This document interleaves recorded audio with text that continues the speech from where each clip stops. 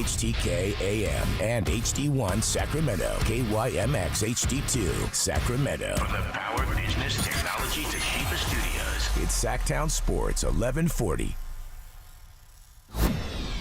It's the Carmichael Dave Show. He's on the microphone when he's not on the microphone. He's playing a song, and when he's not playing a song, he's on the microphone, and then boom! With Jason Ross. Jay! Hey! My headset's Text or call the show at 916-339-1140. It's the Carmichael Dave Show with Jason Ross. On Sacktown Sports 1140.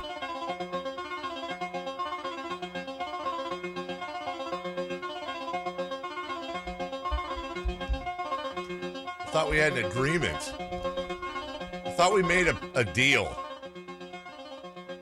And it's not even my fault.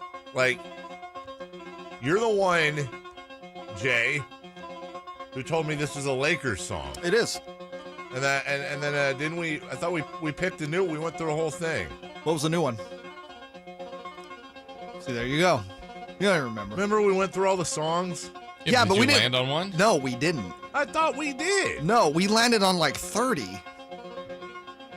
Oh, wasn't it Enter Sandman by Metallica? I feel like that's so basic. Like, you can't really go wrong with it, but it is kind of basic. Yeah, all right. I'll get you. Okay, I hear you there. What about Can You Feel It by the Jacksons? You really like that song. I'm down with that. I love that song. I think it's a wonderful radio rejoiner, and I'll credit Don Geronimo for that. He used to have it as one of his rejoiners. You know what? There it is. We have it. All right. Tomorrow, Can You Feel It? The Jacksons coming to a Carmichael Dave show with Jason Ross near you. Can you feel it? Can you feel it? Can you feel it? It's Monday. I can. I can feel it. Good morning. Good morning. It is Monday, June the 27th, 2022. Jason Ross, Jay Mars, Carmichael Dave, coming to you. I told him the exciting news this morning already. James Ham and I are neck and neck for most annoying Kings personality on Reddit. I'm winning last I checked. Barely. How far ahead? Not far. Like there's like 1,100 votes, and I think I'm like 12 ahead. So since you guys are just kind of the runaway candidates, can we host like a debate? I think that'd be fun. No, because I'll be mean-spirited towards James. I'm only interested. How did you get there? What do you get to these qualities? Criteria. Well, tweets. I mean, yeah, I think over the last 5 years, I've really made a lot of people angry. Between COVID, the election, like I've opened up the political side of me a little bit, and it's really rubbed some people the wrong way. And obviously it was a conscious decision. So it's not Kings really. Well, related. I think some of it. No, there's some of it is. Like there's one guy on there, and I'm locked out of Reddit. I can't even. I'd be on there. I'd be like, bring it, let's go. How did you get locked out of Reddit? I go on Reddit and it says, something happened to your account. We've had to lock you out. Did they like report you as like a bad person? I never did anything or said anything. Do you have to? I listen, I've read the things on there. I've Reddited the things on there before. Frank Reddit. Trust me. Yes. Shout out Frank Reddit.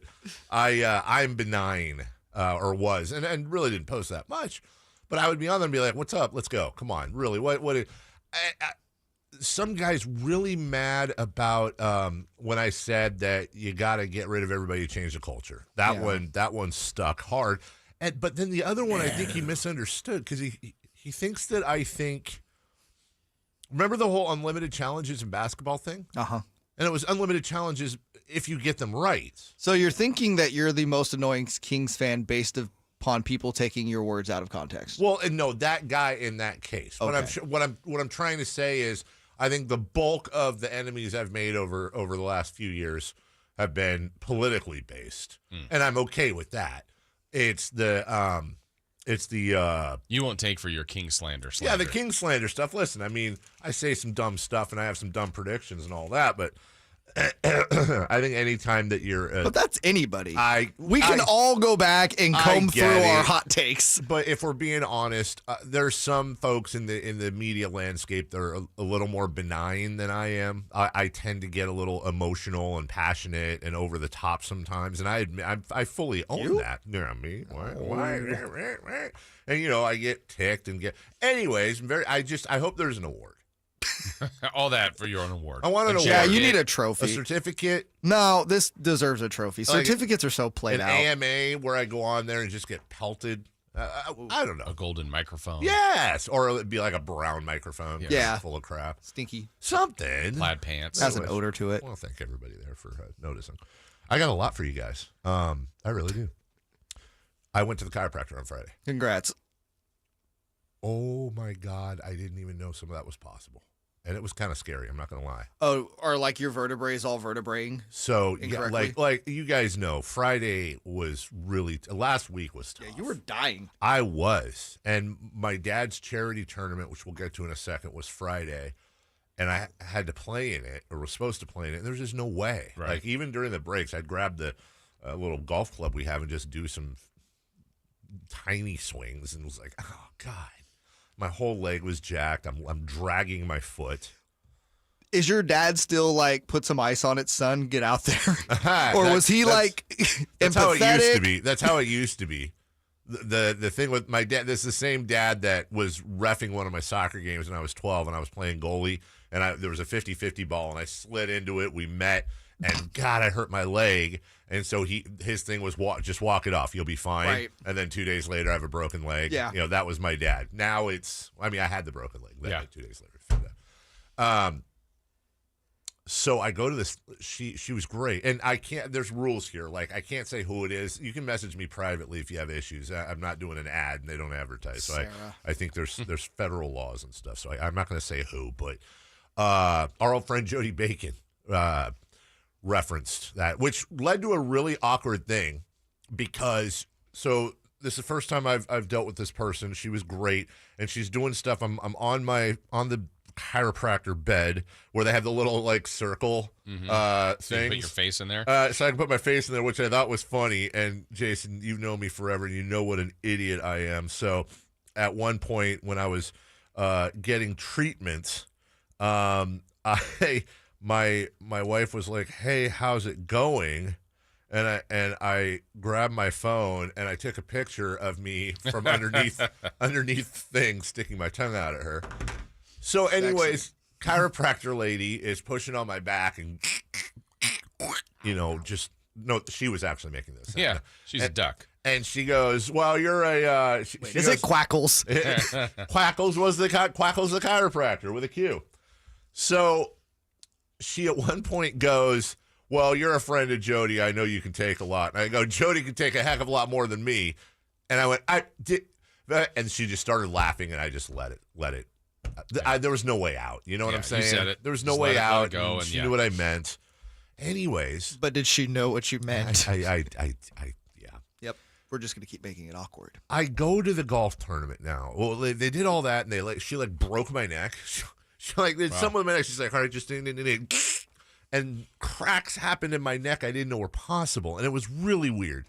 Then they hooked me up with these electrodes with some ice, and anyways, I leave. I go to the golf tournament, and I'm like, "Guys, I think I'm just gonna putt and chip today, but I'm gonna go to the first tee, and I'm gonna take a nice soft swing." And I take the swing, and thank you. You're like Willis Reed in Game 7. It kind of was like that. Part of a champion. They could I'm squatting down slow to put my ball in the tee, and I take a nice easy swing, and you know what? Shockingly, it was right down the middle. It wasn't that fun. What if I swung hard? Right, and then the dozens and dozens applauded. It was crazy. We rolled the credits as Dave waved his Exactly. driver in the air, the hero we all wanted. I ended up going through the round, and it was fine except 105 degrees.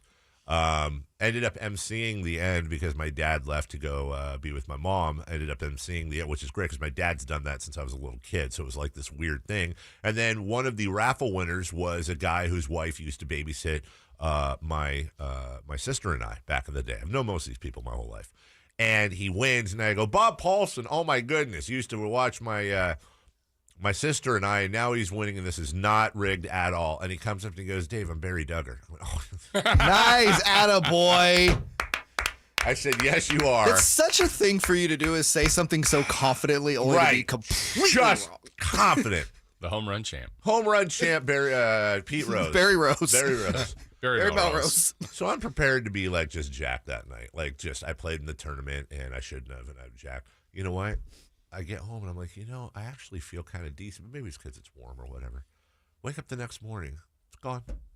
I'm 100%. I'm 100%. I have no pain in my leg at all. So I don't know, man. That chiropractor, either it's the world's greatest coincidence, and I was going to be fine anyways, and it just so happened. I don't buy that. I'm a believer. I'm going back today. Nice. 10:30 in the morning. To be 110%. 110%. I am a believer. I don't know if it's for everyone, but God, it worked for me. Then Saturday, my brother came up with his wife. We went to Black Angus because, of course, we did. Yeah. Wagon Wheel Sampler, baby. Can't really go wrong at Black Angus. Can't go wrong.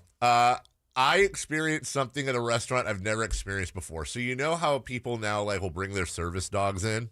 There was a table of 16 people to the left of us, and they had their dog in. They had their dog. Just the dog. Not a service dog. A dog. And it came up just chilling. And it came up to us at one point, was just wagging its tail, and it was big black floofy dog, and so I'm like, hey, puppy, and pet, and all of a sudden the waitress just runs over. She's like, ma'am, sir, you need to control your dog. And I was like, oh, well, I mean, yes, truly. And it was kind of gross having a dog in there. Yeah, why is the dog in there? I don't know. They just, I didn't know you could do that. You're not supposed to. It didn't have the jacket on, none of that. It was just a big black floofy dog hanging at Black Angus. Maybe the jacket doesn't fit anymore. Maybe big dogs put on some weight. So poor dog. That was weird. We only have 30 seconds. I saw 2 movies in a movie theater this weekend, Saturday and Sunday. I don't know, because my kids come back today. One of them was Maverick. Yes, it was. 10 out of 10, baby. What was the other one? The Black Phone. It's like a scary. It was a scary movie. You saw that? My wife. How'd that happen? My wife did it to surprise me because I say she never watches scary movies with me. Oh, wow. And I'm not a gory person and all that, but it has Ethan Hawke in it.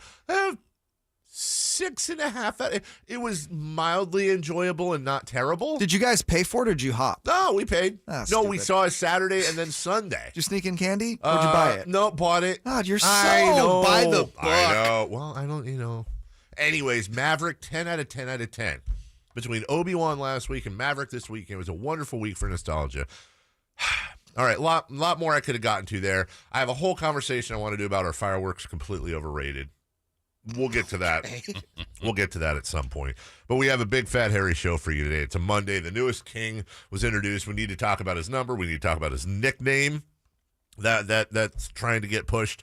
And another sport, as we knock down all the sports for summer to get to the dreaded summer zone, another sport is gone. I know you don't care about hockey. I get it. But we have some hockey questions for you philosophically. So much leading off next. A revamped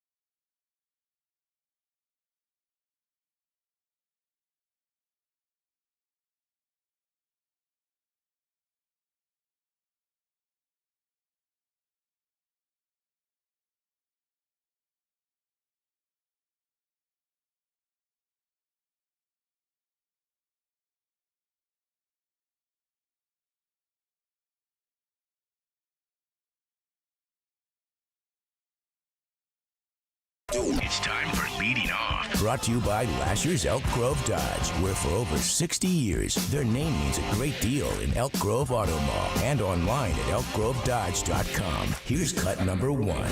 I'm excited to be here in Sacramento. It's a dream come true to be able to put on the purple and black. So I'm grateful to be in this position. Sacramento has welcomed me with open arms so far, so I'm excited to see everyone at the games and things like that. For me, it's been a journey from where I came from and to where I am now. So this is just the first step in my journey. I'm forever grateful to be here in Sacramento. All right, so You ever have somebody come to your door, you're doing a mortgage or buying a car, anyway, something involving sales, and you sit there and you're hearing everything you want to hear, and it gets to the point where you're like, wait, what's the catch? What do you... You think there's a catch? Well, okay. And by the way, it's going to sound like I'm assaulting Keegan Murray's character, this young man's character. He's fresh, he's new, he's coming Are you here. trying to separate yourself from James and Reddit? Yes. Poor James taking strays. Here's the thing. I can't possibly believe that it's a dream come true for him to put the purple and black on. I can buy that it's a dream come true to get to the NBA. I can buy that it's a dream come true to be drafted. Okay. Who could possibly, I mean, it would be a dream come true for me to put the purple and black on, but, you know. For him. Maybe it's just the for NBA him? part. Okay. So right. you're going to call him on that? I'm just saying, like, it's too good. He's saying all the right stuff. Yeah. Shame on him.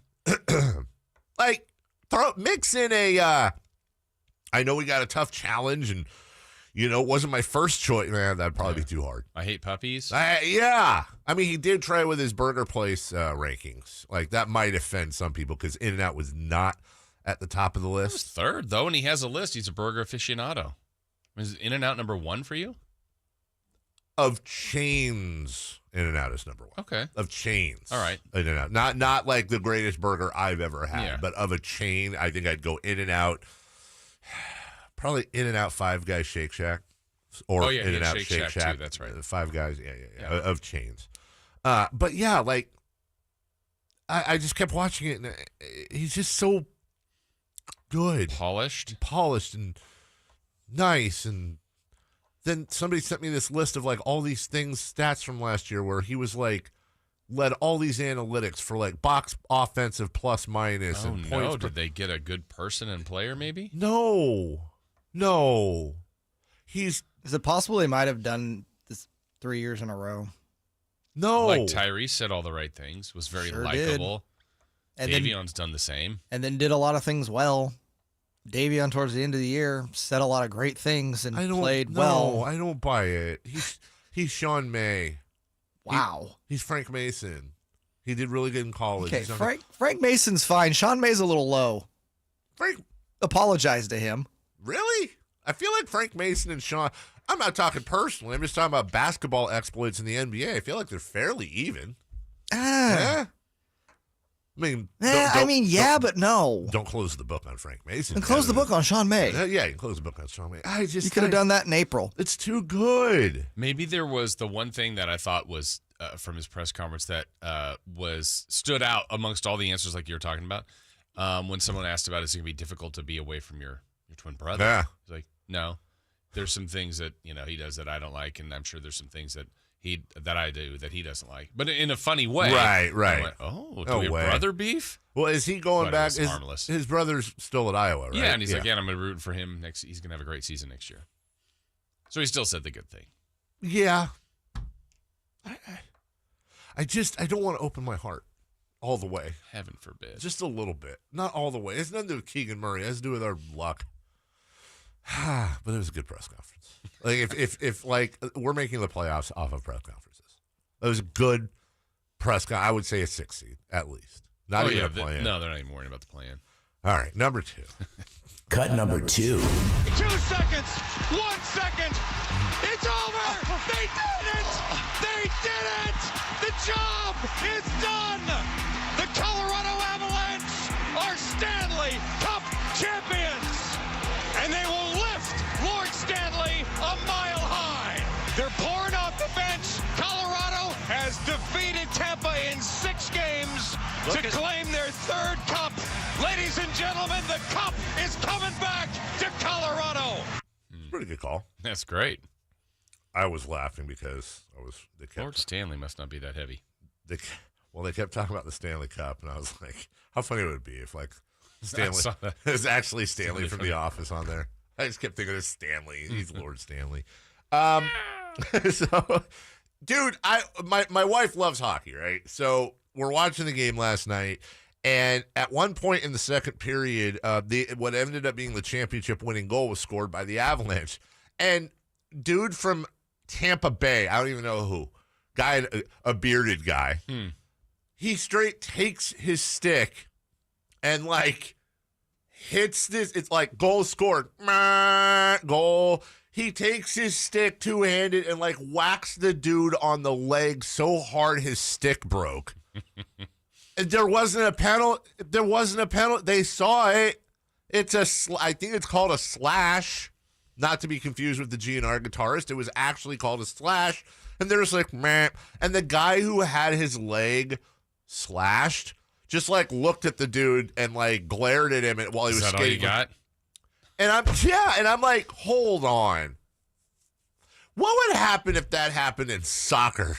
Oh. He would have dropped to the ground and rolled all the way to the other end up against the wall. Yeah. And would have been taken out on a stretcher. Right. And died. And died. Back 4 minutes later. 4 minutes later. He would have been resurrected, Yes. come back. Even in basketball. Like, imagine if, like, that happened to Chris Paul. Like, oh, my God. And in hockey, the guy's like, Burp. So I guess there's, like, no flopping in hockey. I guess. I don't know. Hockey person can tell me that, but maybe they, like, self-police. I want to know, how is it that hockey, which is actually a violent sport, has no flopping and basketball has a ton of flopping? And what is it that hockey does to prevent the flopping that basketball doesn't? And I need to bring that. That is one place, one of, I'm sure more, but one place I've identified that hockey is better than the NBA. Because everyone's just like, oh, Less flopping. They fight. And I guess my wife said that some dude, like the blade of his skate flew off. And those things are like knives, Oh, man. yeah. Like, I remember That was scary. there was like a goalie once, I think, that got his was- throat slashed by one. One of the Oh, my scariest things goodness. I've ever seen. Yeah, I don't. Oof. Anyways, so that was and here's the thing. We're going to talk a little bit about this later. We're not going to break down the series, but just about the tradition. Right. Everything. Very tradition oriented. Right. And like, how does that compare to some of the other sports we have going on right now? What can we learn from hockey? What can hockey learn from us? Number 3. Cut number 3. And now he lifts a fly ball right center field and fairly deep. Sinzel on the run from center. He will get there and make the catch in the alley. And that's it. Reds win it 10-3 over the Giants today at Oracle Park in San Francisco. Uninspiring. Yeah, I was just great voice. Yeah. No, I meant the Giants are on it. Oh, yeah. That was fine. I mean, Cincinnati is horrible. Right. No, and now you get the Tigers. Like, they should be cleaning up this coming last series yes. and this coming up. Should be a banner week for the Giants. No, they've lost 6 of 10. They're 6.5 back of the Dodgers. They're 4.5 back of the Padres. That's a possible answer for a future question we have, and I think 3 for Madness about it's not 3 for, never mind. We're talking about who needs what the most. I didn't even think, yeah. I know where you're going. The Giants are a half game out of the wild card, so this, that, and whatever. But I don't know, man. The Astros are turning it on. Tell you that much. I'm almost getting ready to start preparing to get ready to care about baseball. I can tell. You're 2 months away from caring. 2 months away from possibly caring. I think I'm a month away from possibly caring. Okay. 2 months away from I'm just about caring. I'm about 2.5 months away from I'm caring. Okay. Let's see, July, August. Yeah, middle September. When everything else is going on? Yeah, when September hits, that's when I'll start. When I don't have any room to care. When September ends? When September ends. Nice Green Day reference. We'll take a break. When we come back, the newest king is introduced. Nope, that was the last thing we were doing. Yeah. It's Monday. I just had half a Cliff Bar. We have a hockey champion. You need the other half. You likely do not care about the fact that we have a hockey champion. But which sport has the best traditions, and can we cross some of them over? We'll get into that next.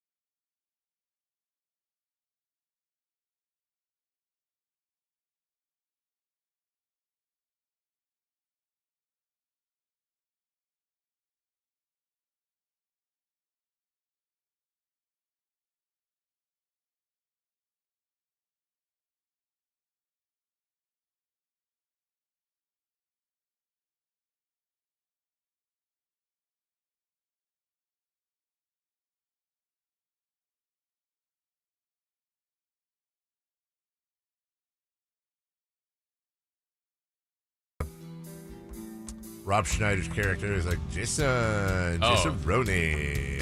Making copies. That's like Mike is kind of like that of our YouTube chat. Go to YouTube. Why? Sacktown Sports. He is. Dude, all right. That's a good comp. Here's some. And then there's Paul. And Paul was just like, Hockey haters suck. Soccer, NASCAR, Hockey, NASCAR, ultimate frisbee. Culture yourselves. Mike starts out with a good morning. Morning. Thinks the A's are going on a winning streak. Yeah, I told him after the Yankees. Wants to know if anyone saw the BET Awards. Then went on to say Sofia Vergara is his modern crush. Fact. Then he says good morning to Jay. Then he says Johnny Jazzy Juzang is a jazz basketball player now. Then Kevin comes in. Kevinsky. I'm not joking. Then he goes, is it a movie about a black phone? Because I saw a black phone. Lets us know he just watched the UFC. Thinks Kanye's lost his mind. And then later on, Foster's Freeze is greater than signed Dairy Queen. That's a fact. Wants to know what a ploopy dog is. Not ploopy, floofy. Floofy. Can I say this? Yeah. And I mean this as a compliment to Mike. Yeah. Mike is everything we wish Chris would be. You know, when Mike's in the chat and just chatting, fair. it's actually fun. That's fair. And Chris is just annoying. I like Chris. I like Chris too. He's still annoying. Chris is like a bee, like that doesn't sting but still buzzes in your ear. But you mean a fly? But that's a fly. No, you just described a fly. Here's why. Because a bee you're afraid of a little bit. And I'm not afraid of it. I was trying to make up a thing because like a bee is also like. It's a good thing, too, because it'll, like, pollinate flowers and stuff. Yeah, Chris isn't doing that. What are the good qualities? Of a bee? Of Chris. He listens every day. Okay, that's good. He's faithful and loyal. He participates in the show. Okay, so he's a cockroach. He's nice. Wow. Wow. You even say that? Morning, Chris. We'll see you when you get in. Yeah, where is he? MC's in there. MC doesn't talk that much anymore. Which is, I'm fine with that. It saves the arguments, but... Just saying, between MC and Zebra and Chris, it's like crossfire in there. The Avalanche won. Say the Colorado Avalanche are your Stanley Cup champions, and man, it's just it was just hockey. Avalanche. Yeah, it was Avalanche horrific. Avalanche is better than a Lightning. That is a great point. Lightning had won it 2 in a row, and so that was cool. And Gary Bettman had COVID, so the assistant Mark Tatum, the Mark Tatum of the NHL, who talks like he had a very scratchy voice, and I was worried about him, but he did the presentations.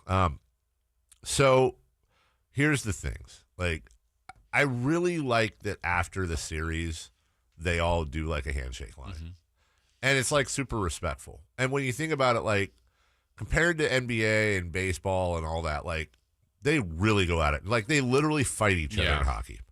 And they get, like, 5 minutes in the penalty box for fighting. They don't get ejected. There's not, like, a, flagrant foul. No, dude, like, you get okay, you're getting, like, a full-on brawl. Rad. Here's 5 minutes out. But then they all, like, handshake after. That is amazing, because, like, no sucker punch in there anywhere, anytime. Right, you think I'm sure it's happened at some. I'm sure there's been that, but it seems like it's like an unwritten rule. Like, nope, the game's over, and you respect. It's like in boxing, which That's is kind of funny when you think about it. Like the sports where they actually do beat the hell out of each other. Like afterwards, they're great. Whereas in these other sports where it's you get in a slap fight once every 2 weeks. 2 months. Yeah. And then they're like, we have beef. Well, you can even have it where, okay, you fought each other for 10, 12, 15 rounds, whatever the fight may be. They hug each other, respect, talk, and then maybe it's even a controversial finish. And the other person while in the ring said, I still think I won. Sure. Yet they're like, but they're respectful. Nice. Right. Exactly. Rematch, maybe, whatever. That's it. Which, I mean, it just, bark, bite, that type of thing. Yeah, it's true. It's, like hockey players are like, yeah, okay. And then they present the Stanley Cup, which, let's be honest, no offense to any other trophy, that's like the best trophy. Like, it's huge and it's rad. And I think what makes it so great is it because the stories that go with it, yes. where it ends up, and the names on it, and everything. Stuff that we know and the stuff that we don't know. Well, all right, is Jay in there? No, he's not. Maybe we'll get to that. I have questions about the Stanley Cup for sure. They grab the cup this helps, I think, because you're skating, because you can just you're not walking, you're just cruising around. But I love that they hold it up, and then inevitably, what's funny is they hold it up and everyone's super happy and smiling. Oh my goodness, not a lot of teeth in hockey, right? Wow, right. The amount of guys that had no front teeth whatsoever yesterday was really amazing. And they skate around with the cup, and then you hand it off and skate around with the cup. That's really cool too. And it really kind of makes the presentations in baseball, basketball, and football, they're kind of lame in comparison, I think. What's the difference there? I mean, the cup's great in the respect of that, but... Well, how about we get, so the baseball players get that weird-looking trophy with the flags on it or whatever, but do a lap or something. I don't know. They just kind of, hey, here's Bud Selig or whoever. Wait, who's Rob Manfred. And, hey... Madison Bumgarner on a horse again? Yeah, right. That was celebration great when they came back. Opening day. Hey, and by the way, I don't know, maybe I missed this. Stan Kroenke owns the Avalanche. I don't think he got the trophy. I don't think he touched it. I don't even know he was out there. I don't think they gave him anything. They didn't lead with him? Which is great. By the way, congratulations. First time ever. He gets the Super Bowl and the Stanley Cup in the same year because he also owns the Rams. It's been a pretty good couple of months here for him. Nice couple months for Stanley Kroenke. So, yeah, they do the thing where they lift it up, and I don't know. In the NBA is probably the best because everything else is just here's the trophy, and now we'll do the MVP trophy, and then they lift it, and then the interviews and all that. I just feel like there's a lot more tradition and pomp and circumstance. Yeah, it feels like when the NBA ends, it might be I'm going back to what we just had with the Celtics and the Warriors. Maybe who you guarded or who was your match. It felt like Draymond was talking a lot to Al Horford. Yeah. And Grant Williams, people he specifically, maybe went up against. Right. But and it's just because everybody kind of just jumps onto the floor, and it just seems like there's chaos. It is just chaos. Yeah. There's nothing. And then you got whoever the poor reporter is trying to get in there and interview people, and you're talking to the owner for 20 minutes, and they're like, that as far as the cup goes, all right, let's just run down the checklist. Okay. I've thought a lot about this. Anyone ever pee in the cup? Yes. 100%, True. right? 100%. Yes, maybe even every year, right? Yeah. Okay. Has the cup ever and just to set up in case you don't know, so the Stanley Cup rotates between the players all summer long. So everyone gets a couple days with the cup basically. Has the Stanley Cup ever witnessed a felony? Oh, yes. Right? Yeah. Okay. Has the Stanley Cup ever witnessed a murder in all the years? I'm going to go with no, but that's because I want to believe that. Right, same. But no with not certainty. Okay. So I asked you if anybody's ever peed in the cup. We both immediately were like, yes. I'm going to say no. No? You don't think anybody has ever relieved themselves in the Stanley Cup in a solid form? I'm going to go no. Okay. Because I also want to believe that. But do you think so? I do. I think somebody has. I think to tell the story or because just too hammered? I could see number one. Situational? I could see number one. Well, actually number two. But number one, I could see them doing it for I know nobody else has done it. Yeah. I'm doing it. And then you find out you're the eighth. Right. Or number two, you do it. And then after the cup's passed around, you're like, hey, remember when you drank out of the cup? Guess what I did? But then it's also you have to clean it too. Oh, you 100% have to clean it. So it's it's whatever. What's the tamest thing it's ever been? Did someone, hey, I had it over the house. Yeah. We took pictures. I polished it. Yeah. I watched TV. We had a barbecue. Yeah, it was great. Neighbors came by. It's on your dining room table. Yeah. You're eating some chicken and cheeseburgers. Yes. A TV dinner. All right, you put a little bib on it. Let's see. Has anyone ever eaten cereal out of it? Yeah. Okay. Has anyone ever eaten like maybe their normal food, Or what about a nice bowl of soup, but huge? Has anyone ever used this? Okay. Has anyone ever had a get together on their night of the Stanley Cup, and have they used the Stanley Cup as a presentation dish? For example, like pasta salad or a chowder. It's just served out of that? It's served. That is a serving bowl. I was thinking you're going to go like, what is the cheese fondue or something like that? Absolutely. Chocolate. Counts. Chocolate fountain. Yes. Yeah. Has it been used as a serving dish? So you have the cup for a day. Yeah. What are you using it for? How are you showing it off? I mean, I'm taking it with me everywhere. Yeah. And I'm probably going to have a friend or somebody like film my day with the cup. Like we'll go to a movie. Yeah. Like we'll hang out. I'll have it sitting across from me at like In-N-Out Burger. We'll eat and stuff. And cheers. Yeah, cheers. There you go. Like I'm sleeping with the cup. Mm-hmm. Not, like falling asleep with the cup. You know what I mean? Oh. Oh, no. Oh. I won't ask that question. Off air. I'll ask it off air. I'm just wondering. Yeah. But the Stanley Cup's seen a lot of that, right? Yes. Yes, for sure. Yeah, for sure. Over, under. Okay, when was the first? Okay, we'll end with this. Everyone. Lord Stanley's been around. Everyone feel free to play along at home. So when was the first Stanley Cup won? All right, because that has to be. Because then you're thinking what was done at that time? I'm thinking like how long it's been. 1893. That's like 50 years ago. Is that? Did they have the trophy then? Yeah, it was just 50. Yeah, it was. They've just been building on it. Okay.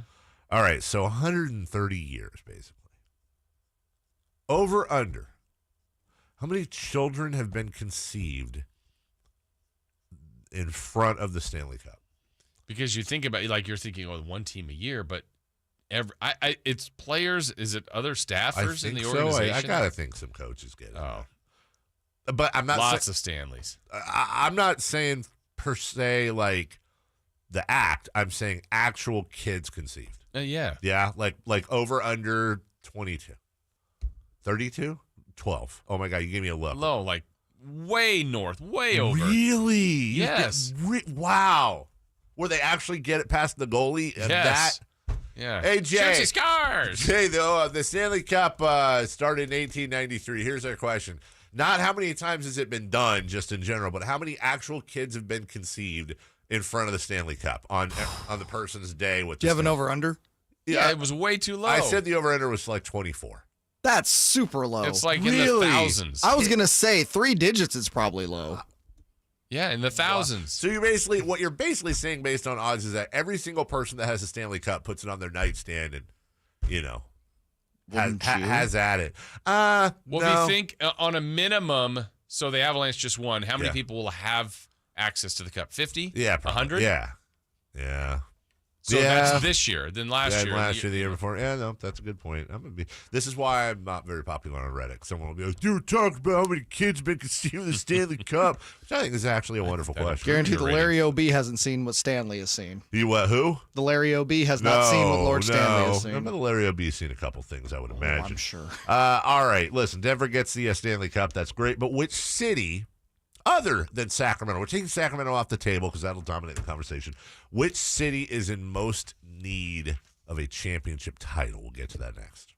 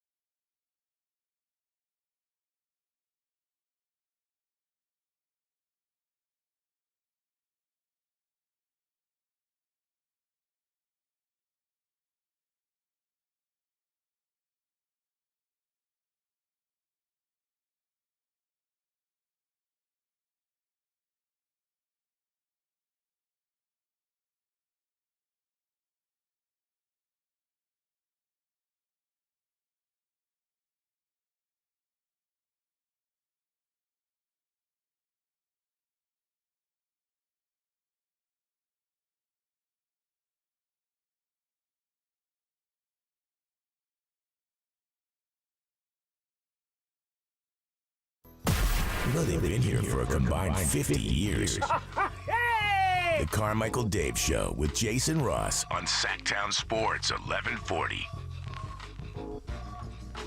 Just thinking over the weekend, I need a new hobby. Okay, just don't make fun of this, please. You need a new one? Yeah, you know. I want to do something cool. Not so much a hobby. Like I want to add to my life. So I was thinking about like, maybe I'll go take a couple classes in something at a college, or like I don't know, like economics or something. I don't know, something fun. Or like there's a thing called the Harvard Classics. It's like 150 books. A teacher was once challenged, like if you had one bookshelf and you wanted to put every essential book up there that somebody would need to get a rounded education, what would those books be? This is back in like the early 1900s, I think, and they, the autobiography of Benjamin Franklin and Dante's Inferno, just different things. And I was like, maybe I could read all of those. That'd be neat. Or learn a language. What happened to gardening? Yeah. Gardening is great. By the way, you guys need zucchini? No. You've been saying you were going to bring it in. I haven't. You're right. Yeah, I just don't believe you. I just gave a bunch away over the weekend to my. You're right. You're right. I'll wear it. I will wear it 100%. You're going to wear zucchini. But back to what happened to gardening? I'm still gardening, but it's not. You want another? I hobby. go out and water. Get better at it then. Step it up. Okay. So what did you pick? Okay, don't laugh. I haven't picked it. I'm just plant an apple tree. I'm looking into it. I was thinking of getting my pilot's license. See, damn it! I knew you'd, Headphones back on. Mic back on. I knew you'd laugh. Okay. Yeah. There is somebody in this building that has one that is above you and me. I did not know this. Who? No, he does not. Talk to me during the break. Shut up. Are you serious? Talk to me during the break. I can't say it on the air because maybe it's a secret. Talk to me during the break. That is the fourth most surprising thing I've heard in 2022. At least top 4. Wow. Really? Well, that's amazing. And I don't even... Okay. Talk to me during the break. I will talk to you during the break. No, I won't. It's a 6-minute break. I'm going outside. But give me 30 seconds. I have a fun story. Okay. What is wrong with studying to get your pilot's license? Nothing. That would be... Just wouldn't ever go on a plane that you're... Wouldn't that be cool to say, hey, I can fly a plane? Dave, what a turnaround. Remember, there was a time where you were I didn't fly for almost 16 years. Yeah. Don't take this personally, but your ADD as a pilot would scare me. Wouldn't my ADD as a pilot help you? No. No, it's not like I'd be like, I'm not flying anymore. Look at this. Yeah. Whoa. No, there's a mountain in front of you. Hey, guys, look what's on Twitter.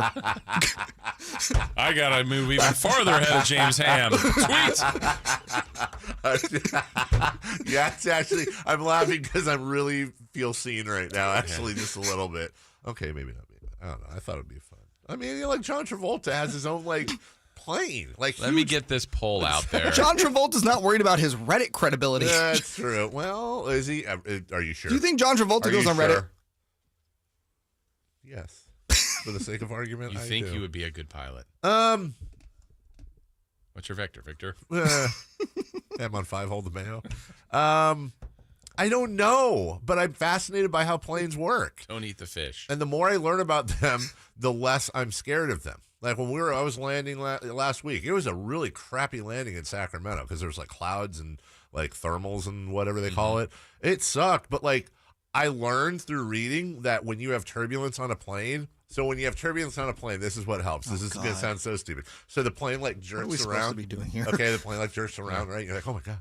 You know what you do? You bounce around in your seat. For real. You bounce around in your seat during turbulence, and it kind of hides the turbulence. And if you have a drink, you put it on your tray and you watch the liquid, and you can see how little you're actually moving. It feels more pronounced, but you're really not moving a lot. I read this. Yes, Jay. Mandatory time for me to transition to what we're supposed to be talking about. Hey, transition Dave, out of this. No, but I will. Okay. If you were a pilot, what city would you fly to that is most in need of a championship? Okay, that's all right. That's okay. I want to do this fairly because I don't want to steal the good one. So I will tell you that I don't think this is the winner. Okay. But while we talked a little bit about this in the pre-show meeting. San Diego probably needs a championship. They do. They lost a team, but they never had one, right? Padres, Chargers. Yeah. They've been there. The Clippers. Never had one. Yeah. So San Diego, but also it's San Diego. Yeah, they're okay. They're fine. Just, it's kind of like Seattle with the Mariners and now the Kraken, and they lost the Sonics, and the Seahawks did win a title recently. But it's also Seattle, which is a pretty nice place. Can I give you another candidate? Yeah. Cincinnati?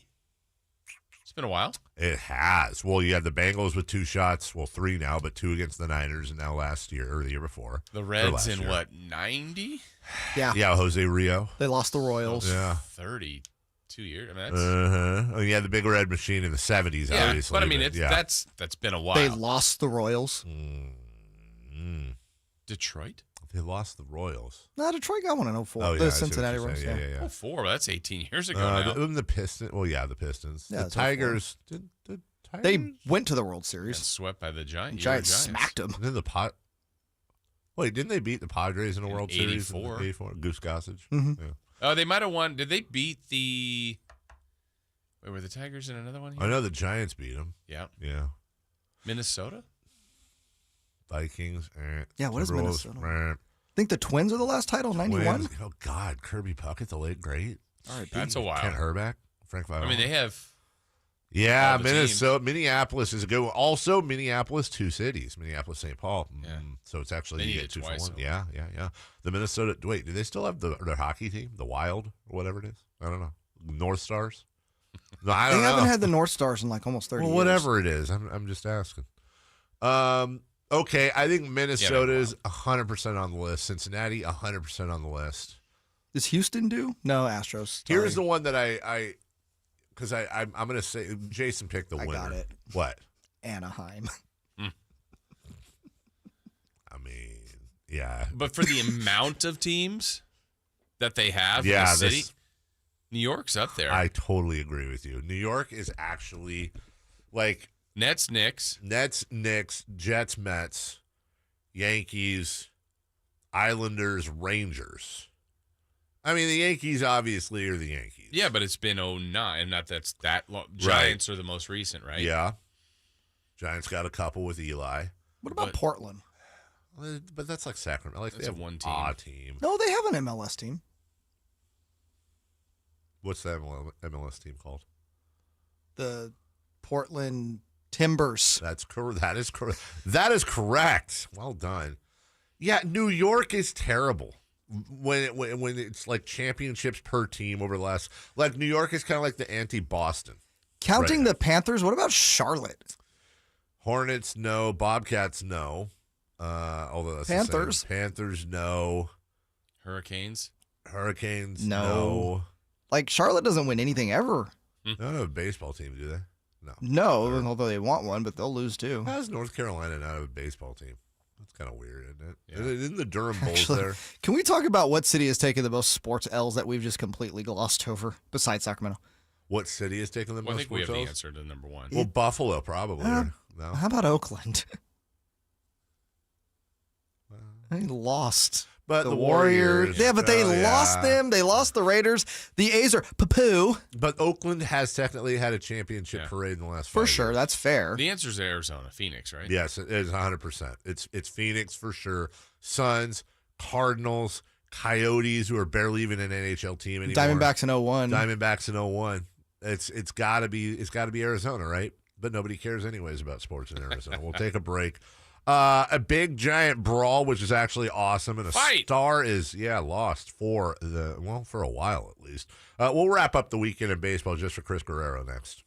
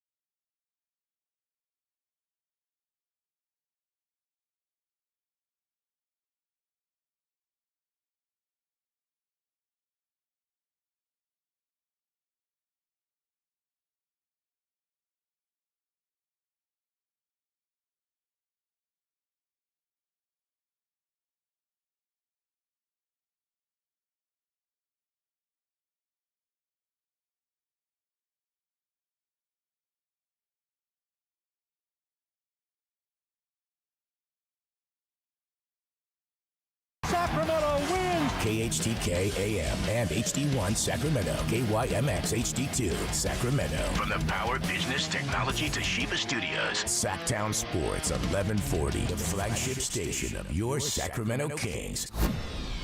It's the Carmichael Dave Show. He's on the microphone. When he's not on the microphone, he's playing a song. And when he's not playing a song, he's on the microphone. And then boom. With Jason Ross. Jay, hey, my headset's Text or call the show at 916-339-1140. It's the Carmichael Dave Show with Jason Ross. On Sacktown Sports 1140. I don't know. Why not? Trucky ducky quack quack. Oh, I couldn't hear you. Trucky ducky quack quack. Welcome back. Carmichael Dave, Jason Ross, Jay Mars. 1-800-912-1140 if you want to talk at us. 916-339-1140 is your text line. YouTube, Sacktown Sports, say hello. And our our studio has basically become a storage area. Yes, it feels like it. Like on the YouTube feed, you can just see the studio. It's fine. Right. Although they need to replace the egg crating. It's purple, which I love, but it's not matching anymore. No matchies. But what you can't see is like barren walls, like a big, giant, huge radio mixer board that's been in here for like 4 months. So the people that we keep stored in here. Yeah, unfortunately, we don't have our engineers are always gone. They are. They're busy. They're pretty much on stuff. tour They're somewhere. engineering things. Yeah, they're on barbecue. vacation. Well, welcome back in. Hello, hi. Baseball over the weekend. Now you all know that I'm not exactly super stoked on baseball right now, but I will say the Astros did throw a combined no-hitter against your Yankees. I believe. Did they? They did. Do we have the other results of that series? Did something else happen in that? Yeah. It actually ended. Yeah. What happened? Anything? 2 Aaron Judge walk-offs, but who's... Wow. But those happen all the time. This doesn't, though. Breaking ball, bounce left side, waiting on it. Bregman, he's got it. Throws across in time. A no-hitter in the Bronx for the Houston Astros. They shut out the Yankees 3-0. Christian Javier goes 7. Hector Neris goes 1. Presley finishes it off with a 1-2-3 ninth inning. And the Astros are a mob seed to the left of the pitcher's mound. We didn't give up a hit. Apropos of nothing, I just remembered something. I tried to remind myself Saturday I was going to tell you. My kids come back today, but they've been in L.A. with my sister for the last 10 days. And my sister took my daughter to Goodwill yesterday, and she had a little shopping spree. She had $50 to spend, and boy, did she stretch it. Okay. So my sister calls me because she's great about this, FaceTimes. My daughter, we gave her a little kid ATM card, and it's got the money for her clothes on there. And she bought a ton of stuff for the $50, stretched it out, right? And as she's checking out, I notice something, and I go, "What is that? What is that shirt?" And she goes, and she quickly puts another shirt on top of it. And I go, "Hold on, I'm gonna see it eventually. Show me." And she doesn't want to show me. And finally, I'm like, "Dude, show me. I'm gonna see it eventually." She unfurls it, shows me. It's exactly the shirt I thought it was. I'll give you a hint. One of the colors was yellow. No. She's in Los Angeles. Why'd she buy that? The other color was baby blue. Oh! Yeah. She bought that. Changed your tone. She bought a UCLA shirt, Jason. Who would wear one of because those? Guess who now wants to go to UCLA to be close to her Aunt Lindsay? No, why am I clapping? Why? The 8 clap. Get familiar with it. Oh, boy. Got to get her out of that phase. No, brilliant. And then my wife says, "Don't do anything to it because that'll just make her want it more." Right. There you go, Avery. Anyways, combined no-hitter. Should combined no-hitters be in a different... I feel like combined no-hitters should not count as no... They should be in a totally different... This shouldn't count as a no-hitter. It's such a weird... it's awesome accomplishment. Yeah. But I can't remember the pitcher who was pitching for the Astros. Struck out 13 through 7 innings. It was amazing. Yeah. They went to the pen. Dusty did. And the other 2 guys got completed the deal. It's still a no-hitter. It's still amazing, but it is weird when it's broken up like that. Yeah. It's just... I don't know what to qualify it as. It should just be... That should be called a A game without hits. Yeah. A hitless outing. Because I think it's the third of the year when they go, and, Carmichael Dave pitched a no-hitter, and Jay Mars pitched a no-hitter, and then the Astros had a, 3-pitcher. It's a weird category. And I'm not sure how this works. I don't feel like it works this way, and I should know this. Do all three pitchers appear, do they all get credit for a no-hitter? I believe so. Well, in a sense. It can't be, because if you got 3 outs as opposed to 27. Yeah, that's not it. You can't match up with, But the starter doesn't get the no-hitter, I don't think. That's what I'm saying. We got to find out how this all works. of Nolan Ryan's were, all 7 all were complete all his. game no-hitters. Yeah. But if you go 8 innings and no-hit ball, but you're at 184 pitches, and then I come in and I get 3, well, I shouldn't get any credit for no-hitter. The team. But then if Jay Mars throws 9, I shouldn't get the same credit he does. I don't know. No, combined no-hitters are dumb. Yeah, the Yankees should have won. I'm here to say that, combined no-hitters. Give the Yankees the win. I agree. Bryce Harper got hit in the hand with a pitch, and boy, was it scary. I kind of wish it would have hit me in the face. I don't break bones in my face, so. I could take 98 to the face, but I can't take 97 to the thumb. So, I kind of was in protection mode a little bit, trying to get my hand up there and not let it hit me again. It's a bummer. I'm just really bummed out. I think we need to fact check. I disagree. Yeah. First off, nobody's telling me he can't play, but you could also not play for a while, and your life could change forever. You could also not play in life. Forever. Yeah. Why don't you? I can't break bones in my face. You can. You can. Quite a few. Actually, and beyond that, you can break other things in your face. Yeah. And you can, there are horror. I think that obviously it would be impossible now because he's been gone for 14 years. But I'd like to see Bryce Harper say that to Herb Score. Right. Have a conversation with Herb Score and ask him, would you rather take it in the thumb or the face? I understand what he's saying. So the quote of the day is, I can take 98 to the face, right? That's Bryce Harper. Clown question, bro. It was a tough pitch, and you could tell the pitch. And Bryce was like, you could tell he started yelling at the pitcher a little bit, but then I think the pitcher was like, dude, come on, man. And he's like, okay, it's good. And he's frustrated, and that's fine. I get it. Just, I hate that stuff, man. Injuries should be outlawed. That was a scary situation. Freddie Freeman went back to Atlanta, and it was an emotional thing for Freddie Freeman and the fans. It's hard to even look up and see people that who had been with for 15 years. It's really hard to put into words. I can't even look up at you guys because I don't know if I'm going to get through it. So I was doing pretty good about an hour ago. Gosh. I don't know all the emotions. It's hard to put into words. I'm just happy to be back. Sounds like it. Today's poll question of the day is Freddie Freeman weak for crying? Actually, during obviously I'm joking. My wife and I had this conversation while we were watching a couple of the players were tearing up during the Stanley Cup, and she's like, it makes me uncomfortable when grown men cry about stuff like this. I go, why? They care. They care. That's like the old. I love it when that happens. You care so. Even though you're a multi-jillionaire, you're generationally wealthy. It's a business. All that. Beneath it all, you truly care. Tears like that tell me that. And she's like, no, I'm not blaming them. It just makes me uncomfortable. Like College World Series, she's like, that's a cutoff line. Yeah. But then when they become adults, she doesn't like them crying. I listen, Freddie Freeman sounds by all accounts like a really great dude. Yeah. And that obviously had to be very emotional. It just hit him. It hit him differently. You didn't know. I think, what's the most besides the Stanley Cup last night, the Warriors just won, and Steph had won 3 before, and this was the one that seemed to get the most emotion, like the crying emotion out of him. You're like, wow. But I think it's because what they had not had happen the last couple of years, what they had lost there, being the best team in the league, and to get it back, he just seems so emotional. And Freddie Freeman, like he said, I felt better an hour ago. I think he thought it was all in check, and then boom, floodgates opened. Let's see, what did Freddie get from the Dodgers? I know he got money. But what was the contract? Yeah, let me see. Freddie Freeman, because I'm going to make a point here in a second. Freddie Freeman Dodgers contract. So it was a 6-year, $162 million deal, right? Okay. So what is that? That's 6, 12. That's almost $30 million. So 4. I love it. I'm doing this on the air. So what was that? That's $27 million a year. Yeah, $27 million a year. 5, 10. Carry the 3. 26. Okay.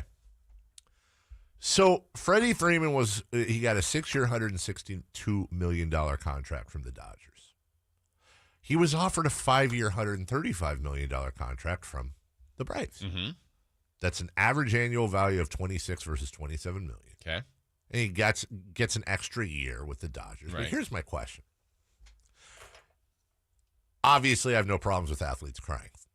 This isn't about that. But if you're so emotional that you're basically crushed to tears on your return to Atlanta and you're just ridiculously rich, why not just give a little hometown discount? Why not just stay? Why move your entire family across the country to Los Angeles, of all places, for over 1 year? I mean, and again, $27 million is a lot of money, and really technically it's 30-something because it's an extra. But I don't know what the tax situation is, but I know California taxes are pretty high. Yeah. So I got to think the difference between the two contracts in perspective. He's also from Southern California. But then what do you just stay in You Atlanta? can still Well, he be. probably has the same place still in Atlanta. You think so? I would think. Stays there? I don't know. Just whatever. I don't buy it. Freddie Freeman's a fraud. You hate Freddie Freeman. I hate Freddie. He's the worst. More like Freddie Fraudman. Right. Hey, Fraudy Freeman. Fraudy Freeman. Yeah, Jade with the assist. There was a big fight between the Mariners and Angels. That was pretty good, actually, as far as fights go. Is that like the most failure of a franchise fight between two franchises? Like neither of them can win. We're worse anything? than you. Right? Was that just they were both just really angry about being so bad and I they think just so. took it out on each other? It was like, screw it. We're tired of futility. Let's fight. Yeah. Gotta win at something, right? Right. You got to do something. Most fights in sports are stupid, especially compared to hockey. Baseball fights are amongst the stupidest. They're not the stupidest, though. Well, basketball fights are the stupidest. Okay, 3 for madness, bud. Let's not ruin it. Yeah. This is a great fight. Yeah, most elements of it. But then, like, at the end, when the Angels pitcher just, like, lobs all that carton of sunflower seeds back onto the field. Like, what are you doing? We were talking about that. You were bringing that up during the break, and I completely agree with you. You throw this whole thing out there. The seeds didn't scatter. It was just a bunch of bags of seeds. But then it's like, well, then go clean it up. Yeah. Like, come on. What you just did, now some, $9 an hour kid has to go put back in the bottle. Great job. I showed you. You really drove the point. You know what? They were not angry until you threw your own sunflower seeds, and now you've made your point. Silly. That is silly. But there were some punches thrown, man. Yeah, there were. There was some scratching and tackling biting and the whole thing. Wow. Keegan Murray has chosen his number, and a cross-country trip you have to choose straight out of hell. We got tough choices for you in 3 for Madness next. You want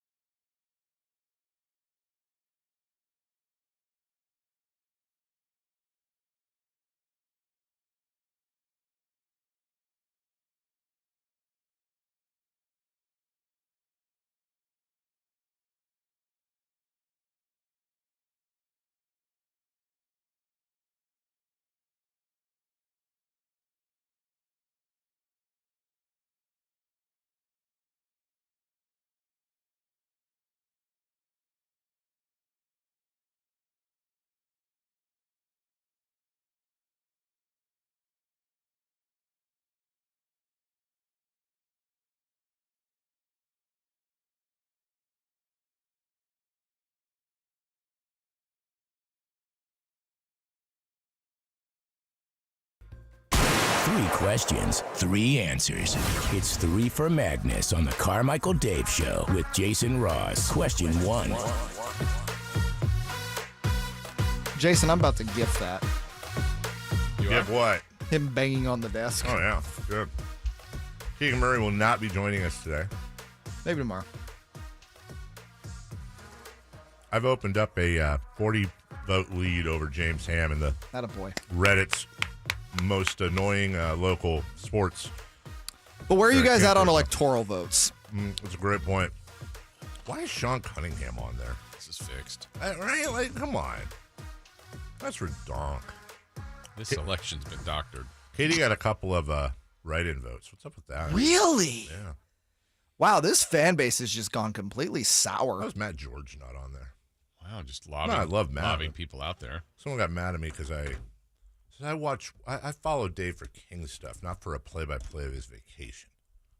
Well, what do you want from me? Sorry, sir, ma'am. Yeah, sorry, guy, lady, person. 3 for Madness His question. Twitter, his tweets. Well, I don't know how long this poll goes for, but we'll keep it going right now. I'm up 473 to 432 right now. Hey, speaking of polls, Keegan Murray chose number 13. That has nothing to do with the poll, but here's one.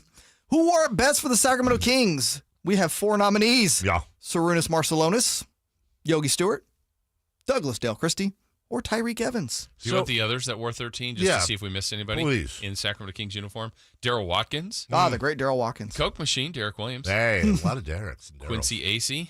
Loved Quincy Acey. This one should probably be submitted, but Yorgos Papagiannis. Oh, Papa G. Future King Yorgos Papagiannis. Alec Burks. Corey Brewer. Is Yorgos tall? Yes. Is he there's a joke there about him being Giannis's dad. Okay, move on. Papa Giannis. Get it? Just shut up. Not Mama Giannis. Okay, sorry.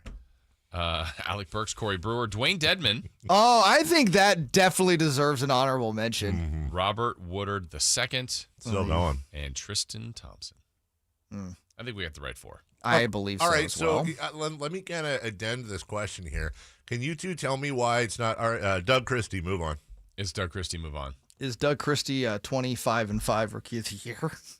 It's Doug Christie. Did Phil Jackson once say that kid that blocks shots in reference to Yogi Stewart? He didn't say that about Doug Christie. But it's one of my favorite Phil Jackson lines ever. Yeah, the Kings. Yeah, they got that kid that blocks shots. Marcellonis, honestly, was awesome. He just wasn't a King long enough. Right. Sarunas Marcellonis, every year he was a King, made the playoffs. Isn't he a Hall of Famer? Yes. He's the only one that's in the Hall of Fame. But it's Doug Christie. Also, wasn't he on that Kings 4-on-4 All-Star weekend squad that won whatever competition they were in? Yes. With Tisha and who else was on there? Hito. Yeah, Hito. But it's Doug Christie. It's Doug Christie, but okay, all right. We're just trying to make an argument for everyone else. All right, it's Doug Christie. Robert Woodard. Maybe. Gosh, I can remember a certain internet site telling me that Robert Woodard deserved NBA minutes, but I digress. Is it the same one that has this poll question? Yep. Number 2. Question 2. Rank the 4 major sports in order from best to worst. What? Breast to worst. Okay. Of in-game fights. Okay. Who's the breast? Who's the Hockey breast? won. Hockey won by That's far. what they do. Although I feel like boxing's pretty good. Football. Okay. Here's the thing. I'm gonna put Basketball's last. I was gonna make an argument for football last. Hear me out, because they're so padded and helmeted up. It's so dumb. They don't fight that much, do they? That's what I'm saying. Not only do they not fight a lot, but they're wearing armor. I don't know. I get it's dumb, but it's also, I have more respect for a guy that's going to throw a haymaker at another guy's helmet than I have a dude who's going to yell and run. I have opposite respect for that. Dude, you see it all the time. Somebody throws a punch at it. It's bro, it's a helmet, idiot. If you take the helmet off and you're Myles Garretting and all that, of course you shouldn't do that. But I get that. I get it. It's it's a weapon. So baseball's number 2 then. I think so. Yeah, I think it's hockey, when they baseball, really, we've football, seen basketball. some really good. Now, if we go back in time 30 years, it's hockey followed closely by basketball. But basketball, the fights in basketball have really gone downhill over the last 20 years. Shame on the sport. With all the flagrant fouls and you can't leave the bench. There was a point in the 70s and early 80s where basketball was kind of nipping at hockey's heels. Yes. And as I said at the beginning of the show, in the hockey game yesterday, a guy takes his stick and literally slashes the other dude's leg so hard that the stick breaks. It wasn't a penalty. In basketball, you lick a guy's ear and it's a double flagrant. You're out of the game and suspended for 10 weeks. Would we be better off if basketball had a penalty box? I've wanted that for years. Why? I want the G League to experiment with that. No. So if you get Hear me out, guys. You get a technical foul. You're getting more votes right now. Yeah, 100%. This is where they really get mad. Come on, you wouldn't be interested in the G League. You get a technical foul. It's 4-on-5 for a minute. You get a flagrant. Vivek was ahead of his time. See that 4 on 5, baby. You get a flagrant 2. That's a 2-minute 4 on 5. Screw everything else. Just give him a 1-man advantage for 2 minutes. I think it'd be a blast. Carmichael Dave's so annoying. He had this one idea about a penalty box in basketball. I think Dave's trying to just pull ahead and win this election. He wants the trophy. Number 3. Question 3. Oh, finally, most important question we're going to ask all day. You have to take a cross-country trip in a car with one of these passengers. Who are you riding with? Stephen A. Smith, Skip Bayless, or Mel Kiper Jr.? Mel Kiper? How Mel Kiper Jr.? Let's discuss Mel Kiper Jr.'s candidacy. Is it because of the smell of hairspray? Is it his name's Mel? Smell Kiper. Smell Kiper? He'd leave the big mark on your seat? Is it because you could literally talk to him about nothing but the NFL draft? That'd be rough. What if Mel Kiper secretly is super into Star Wars? I don't know, something that you can identify with, and he's got other interests. He's been to every Slayer concert the last 30 years. There are interests in all 3 of these for me because there's interests. Well, they're all terrible choices. Okay, 100%. With Stephen A., I feel like there's a decent chance that Stephen A. Smith on a cross-country trip would be he'd be like, hey, Stephen A., what do you think about this? And he'd be like, well, honestly. You guys know. But you get moments where he's screaming A. That's just my point. When you bring up your whole penalty box idea, you're going to get screaming A. Smith. Or when you're going through the drive-thru, he's going to be yelling his order. I think this is going to be I said... I don't want to take away pickles and no onions. I don't want to take away the fun from the question, but we all know that a lot of times these really bombastic personalities off the air, they're like, chill. Well, I'd like to do the thing with. But Skip Bayless, I think all I do with Skip Bayless is be like, how are you? What did you do?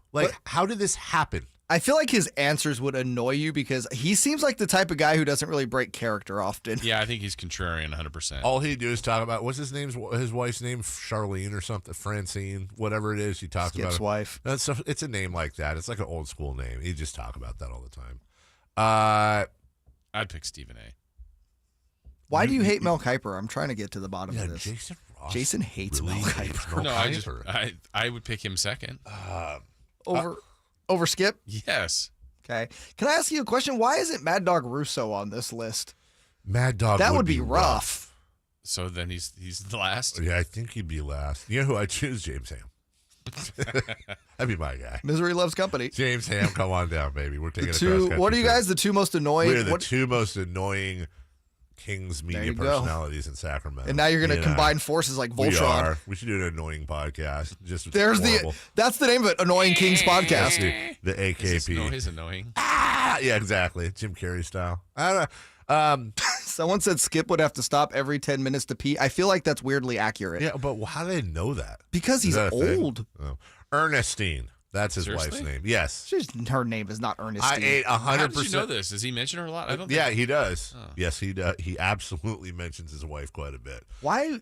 And it's a very memorable name, Ernestine. I've never heard of an Ernestine in my life. No? Is that super Ernestine old school? Taylor? Ernestine Saves Christmas? Oh, there you go. Yeah. No, remember we watched Ernestine. Remember we watched Ernestine plays basketball and Dave refused. Dave didn't. I did not. You I did. refuse. Also, somebody said over the weekend that in every marriage, somebody is a Bert and somebody is an Ernie. Bert's the one that's super annoyed and always hardcore, and Ernie is the freak out spaz. And they said in every relationship, somebody's the Bert and somebody's the Ernie. That's true. And I thought it was kind of weird. What if you don't know what you are? Are you both? Which one do you identify with? Yeah. I identify as a Bert and an Ernie. I'm definitely. Are you bi puppet then? I'm 100% the Ernie. I'm actually the Cookie Monster. I would, I'm surprised you didn't put Joe Buck on there. Joe Buck would be fine. I'd be fine with that. I'm not you put Chris Collinsworth on there. I was going to do that just for you. Yeah, I'd rather ride with Skip than Collinsworth. Here's what I've learned in the last 7 days. Hey, let's go to the bar and pick up on some chicks of Chris Collinsworth, and I'll tell him that. Where are you going? Hey, Chris Collinsworth here. How you doing? Just slide in. Slide when Joe says, my head's on a swivel when he does his Collinsworth. I love it when Chris slides in. Wait. We'll take a break. When when he and Al Michaels are doing the thing. Yeah. Oh, and then he slides in. Hey, remember that comment he made in the early 80s about the... Okay, yeah, I do. And that's, yes. 40 years ago? We'll take a break. We got more grades because that's what you all want. More grades on the Kings NBA draft. Hey, real fast, Chris Guerrero said, what about me being in the car? Oh, jeez. Oh, God, give me Stephen A. Bayless. Actually, give me every person we listed, put them in a van with me, and I'll take that over Guerrero. While they're all singing for the whole cross-country trip, It's a Small World repeatedly. That's better than being But in their voices. Out of tune. Yeah, out of tune. We'll be right back with Kings grades next. Hey.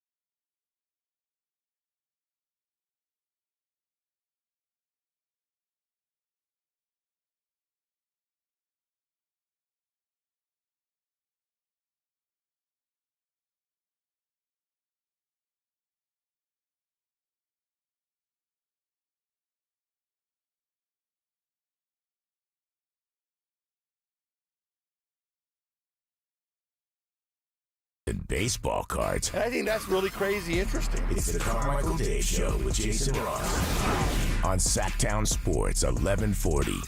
I had a really good question I was going to ask you guys, sports related, when I came back. It was going to take up an entire segment. It was really good, I swear to God. And I completely forgot it because the guy that works here that we were talking about earlier that has a pilot's license, I saw him outside. Oh, so then you brought it up? He forgot his key card. And I said, is this true? And he goes, yeah. And he went through like the whole history of the thing. Like that his dad was one. And so it was like a hobby. And he got one when he was like 16, 18 years old, something like that. His pilot's license. That's fast. I did not know this. I didn't know it either. That's quite fascinating. Now I don't think I'm going to get a pilot's license.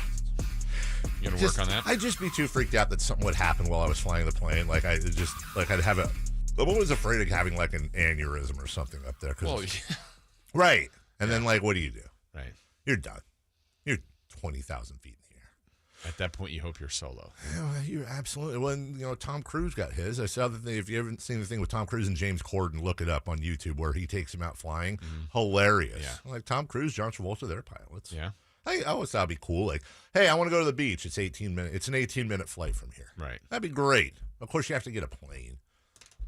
That's not happening. Not on this salary. I'll build it with these hands. We've got grades. Yeah, people keep having their opinions on the Kings this way and that way. From the we've got grades from the draft, and these are always we've talked about this before. It's just so dumb. So we thought it'd be smart to spend an entire segment. Well, one thing I was thinking about. Can I read the one that please. gives the Kings, winners and losers? They gave no loser, which is fine. Whatever, that's opinion, right? No, the King. This is CBS Sports. No, the Kings did not need another guard. They aren't a loser here purely because they passed on Jaden Ivey. Keegan Murray was probably a better fit in the end anyway. No, the Kings are a loser because of their process as much as their result. They probably could have gotten a haul for the number 4 pick, considering how many teams were interested in Ivy. So just on that premise alone, in the same argument, they gave Detroit a winner, and they said, do they need another guard? No, but Ivy was too good to pass up. So if the Kings had every opportunity to get a haul for Ivy, why didn't Detroit? Detroit could have. Same premise. They didn't necessarily need him. No. Oh, if he's so coveted, get a haul for him. Maybe there wasn't a haul to be had. And all along, it sure seems like the Kings wanted Keegan Murray. Seems like. Yes. I go back and forth on this because as a Sacramentan, as a Kings fan, as somebody who's fiercely, we all are very loyal and protective of our fine city and our fans. And when it comes to this franchise, there's the instinct where it's like, I can rip them. You can rip them. Right. But if somebody else that's not here rips them, it's like we brothers. We can say Kangs. Yeah, you can't. You cannot. If you're not from here. If you're beating up on a family member, you guys are going back and forth. That's one thing. But then if you see your little brother or older brother getting picked on the high school field, now cool. It's on. Right. Now Let it's us on. do it. Right. That is my job, not yours. Right. You don't have the right to do that. And that is a very natural instinct. On the other hand, then I try to step back and I go, well, of course, and we deserve every bit of it. I mean, I shouldn't say we, the franchise, because it has nothing to do with the fans. If you attack the fans, if you attack the fan support, if somebody comes in and says, "Oh, look how low the attendance is," it's like that will really fire me. Sure.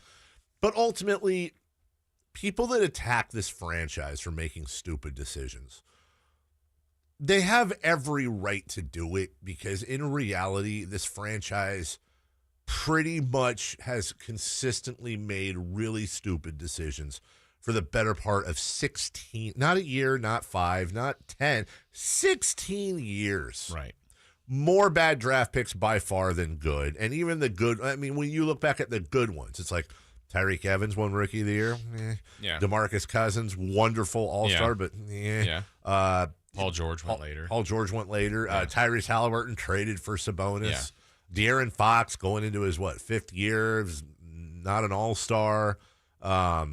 Even the good ones there's something wrong with them or it. So I try to step back and go, until this team, it's like we talked about last week with Phoenix, until you start winning. Sure. You just have to sit and take it. Yeah, and I think it's stuff we've talked about. I'm not here to say Keegan Murray's going to be the best or the worst. Sure. I feel like when the argument right now, at least, is Ivy was projected. It feels like you're putting the blame on the Kings for not taking Ivy as opposed to having criticism of Murray. Right. And that can all be factual. It's just nobody can prove that today. No, they can't. And so even if we go back to a Bagley-Luka example, there were a lot of people that thought they should have taken Luka. I get a huge list. But even on that day, you couldn't prove that. No, you couldn't. Now, time has shown, it didn't take very long, Luka's clearly better, and it's not even close. But on that day, couldn't prove it. Now, again, this could go down the same exact path and maybe pick 8, 9, 15, 22 is better. But I think to say this today with certainty is crazy. When I saw the press conference, which I think was the day before Keegan's, and of Ivy, Ivy, and Yes. and they handed him his grandfather's jersey, who played for the Lions, his father's jersey, who played for Country Day, that's the same school that Chris Webber played for in Detroit, and then his mother's Detroit Shock jersey. I was like, The family connections are overwhelming. Like, he had to go to Detroit. Yeah, like, it he made a had lot of to. sense. And honestly, I get it, and I can fully believe that they 100% did not want to come to Sacramento.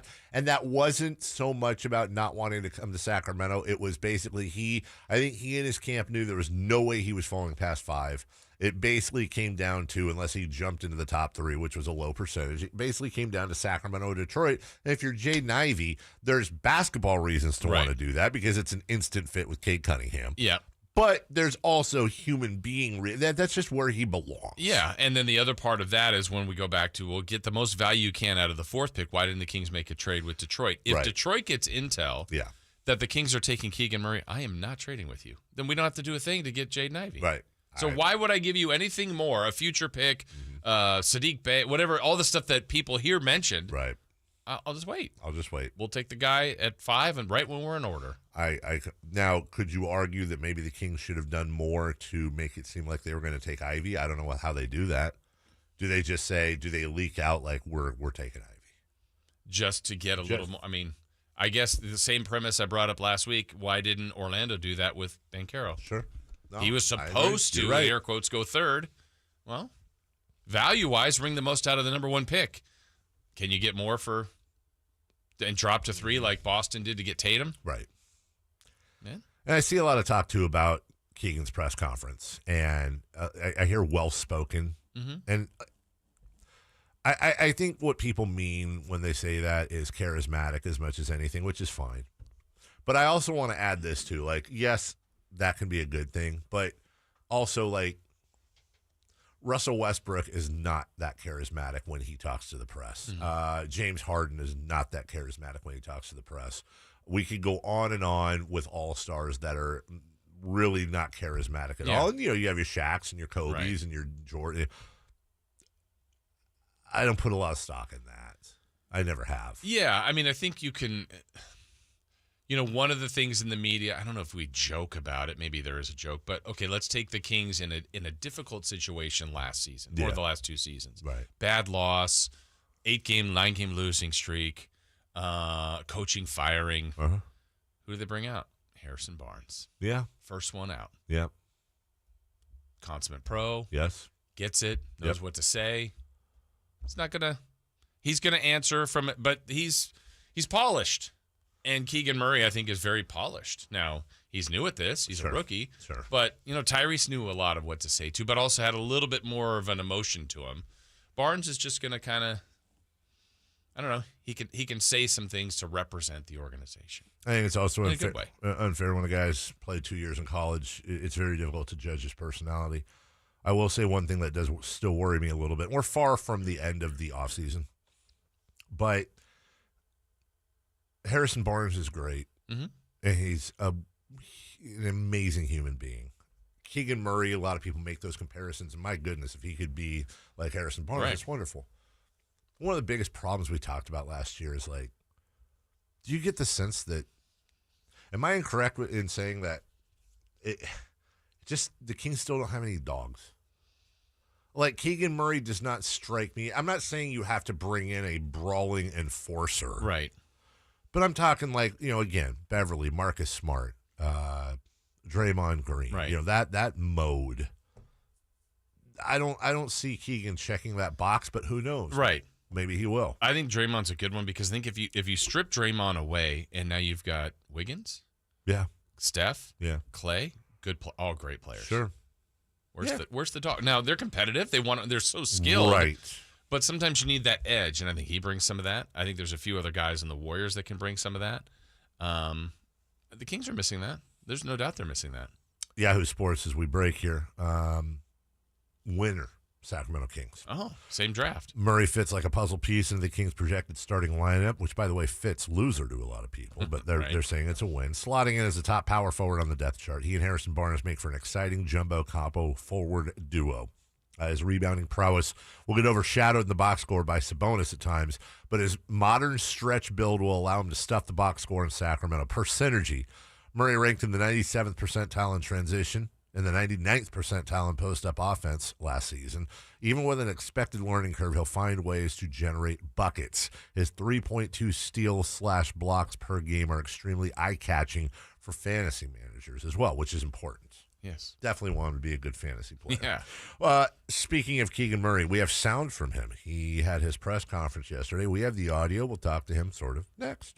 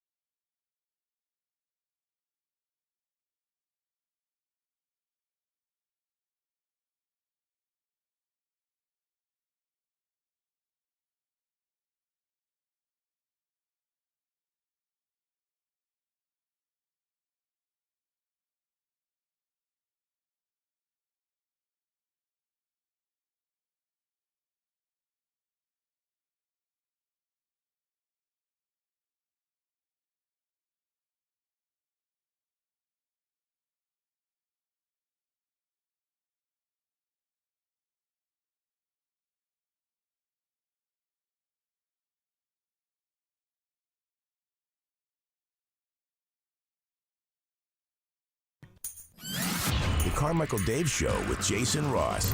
Text or call the show at 916-339-1140. On Sacktown Sports, 1140.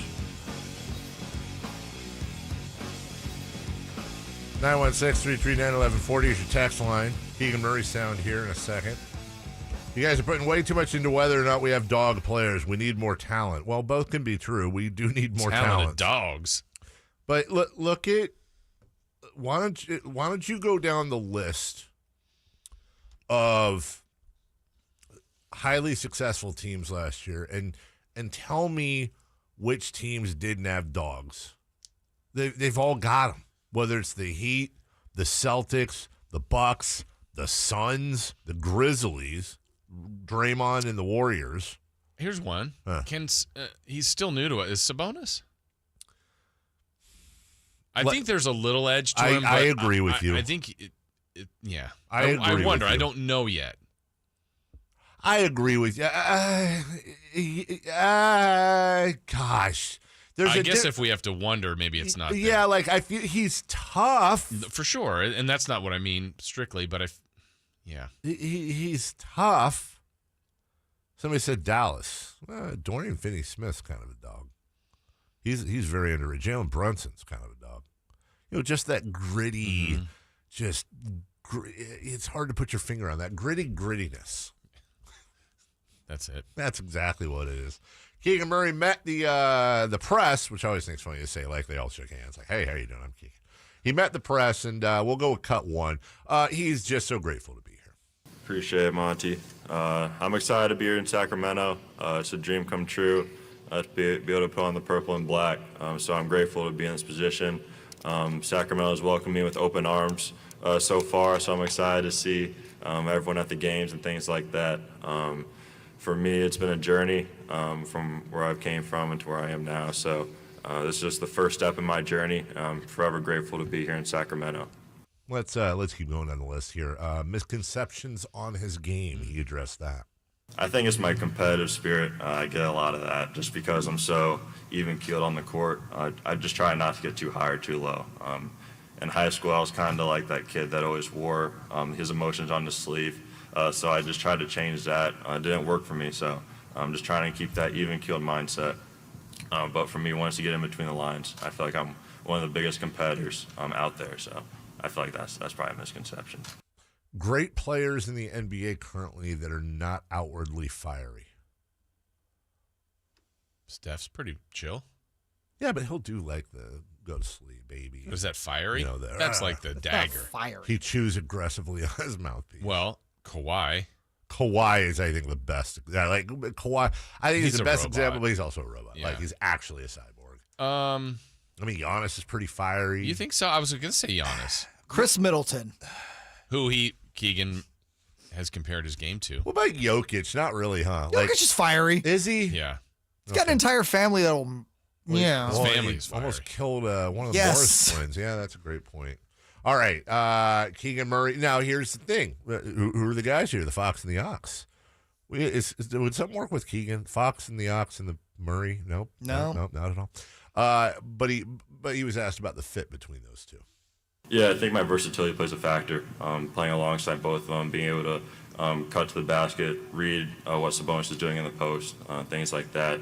I feel like that obviously takes time with chemistry and things like that, but I feel like I'm just excited to be able to play off him. Fox is a dynamic point guard, and he's a guy that he can create his own shot, create for other guys.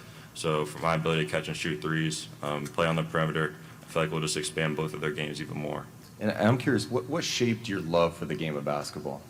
I think what shaped my love for the game of basketball is just how I've been unappreciated my whole life. I feel like coming out of high school, unranked, one Division I offer, thinking about going the JUCO route, I think that just built my love for basketball even more, and know that I have a lot to do, a lot to grow on my development, and I'm just excited to be able to develop my game even more here.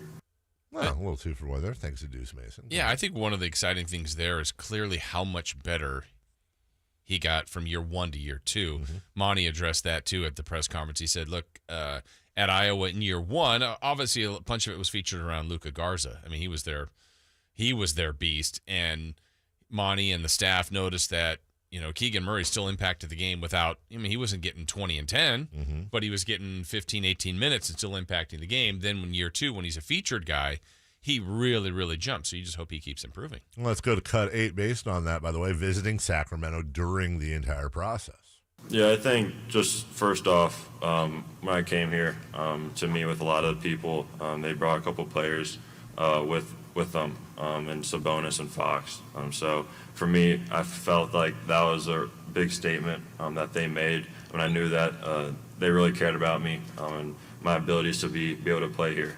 And a lot of the guys have been able to text me throughout these last couple days. So I've been forever grateful for that, and they just welcomed me with open arms. The city of Sacramento, I'm excited to get to know more throughout these years, and I couldn't be more fortunate to be in this position. One last thing from Keegan Murray. We all talk about the pre-draft process and Ivy and Murray and trade and this and that, but when did Keegan actually know he was about to get picked by the Sacramento Kings? Yeah, I think when I knew was when all the cameras started going to the table. So they prematured it a little bit, but I knew that I built a good relationship with a lot of people here, and I knew that if I came here, it'd be a great opportunity for me. So when all the cameras started coming my way at the table, I was excited. Started buttoning up my jacket to get ready to walk on the stage. So I was just excited. That's interesting. So correct me if I'm wrong, but the first thing I thought when he said that, all the camera people probably, and they all have like a spotter with them to move stuff out of the way. They're scrolling and looking at Woj. Someone's telling him it's going to be Keegan Murray. 100%. Table 7. Yeah, that's exactly what's happening. Because like when the player, and I got to believe people at the table, family members or the player themselves are like, they have Twitter. They can look. That's an interesting thing. Do you? I was picked. Like they know. If you're a player, do you like tell the rest of your family like, don't look? I don't want to know until my name gets called. I don't want to find out I just got drafted in the NBA by stinking Woj. I want to hear it from Adam Silver. Yeah, it's a pretty fantastic or in my moment. case, Mark Tatum. But right. That's a great moment. It's a wonderful moment. Yeah. I don't want to read Once it in a on lifetime. Twitter. Once in a lifetime. All right, Monty also spoke at the presser, and I'm sure we'll get him at some point. He talked about making the pick and draft night in general. You know, Keegan was, like I said the other night, somebody that when he was there at 4, we were thrilled. We get 5 minutes. I don't think we used anywhere near 5 minutes to call it in, and so I think for us for sure that joy was 100%. That was our whole front office, an organization, not just myself. All right. Now we move into free agency here in a few weeks. All the different priorities they've got to get to, and Monty address that. Yeah, for us, I think we're gonna, we'll take this week to kind of reassess, prepare for July. I think adding Keegan, somebody who he just said can play multiple positions, really helps us as we build it out. But as always, we're going to be aggressive, see what we can do to continue to add to this team. Get with Coach Brown and continue to build, our alignment with him on what he feels he needs. But we feel we're in a good spot to add in July, whether it's free agency or trade. TC in the YouTube chat says Monty's 3 for 3 on first round pick. I hope so. Yeah. You're making that call on June 27th? I mean, he has definitely picked somebody in the first round all 3 years he's been here. Yes. That is successfully. A fact. Does it feel like he has a type though now? Yes. Where you would say it's a weird mixture of, I think, quality person, good basketball player, hard worker with the little bit of a chip though. A little bit of a chip, not yes. like that a chip where it rubs you Yes. the wrong way, where you're like, okay, this could be a problem. Yes. But it's a, Keegan Murray talking about only one real recruiting look. It wasn't McDonald's All-American. Yes. Didn't start his first year, and like chip on his shoulder, but then seems like polished basketball IQ type. I feel like that's the type that Monty, Davion Mitch was on champion, 4-year guy, but like, maybe he's too small.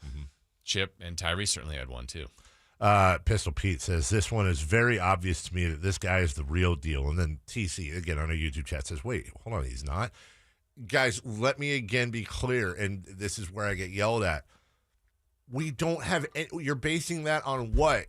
His press conference, he wants to be in SAC, works hard, and then obviously his college career, of course. Yeah, I saw the highlights. Will we not be saying the same thing? We drafted Jaden Ivey. Yes. We not be saying something, we have no, and I say that not because I want you to be wrong. I want you to be 100% correct. Yes. I want you to come back in 3 years and say, I told you. What I'm saying is, this is how fans really get their soul crushed. You don't know. You have no idea. And press conferences are neat and holding up the jersey and saying the stuff.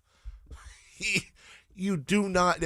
All I would do is invite you to go back through every draft just over the last 6 years. Look at the top 10 picks. And if you'd like, go to YouTube and look at their press conferences. Every one of them had fans in that say, this is the guy. By the way, Thomas Robinson had a great press conference. You know who had a great press conference? Jimmer. So did Nick. 1 trillion%. You know who didn't have a great press conference? DeMarcus. Not a bad one, just seemed very aloof angry. Yeah. I remember the big. Oh, he ends up being a multi-time All-Star. Like, guys, you just protect yourself is all I'm saying. We'll take a break. Looking ahead, what are some of these realistic free agents, which is an oxymoron when it comes to the Kings, that we can add to this juggernaut? We'll do it next.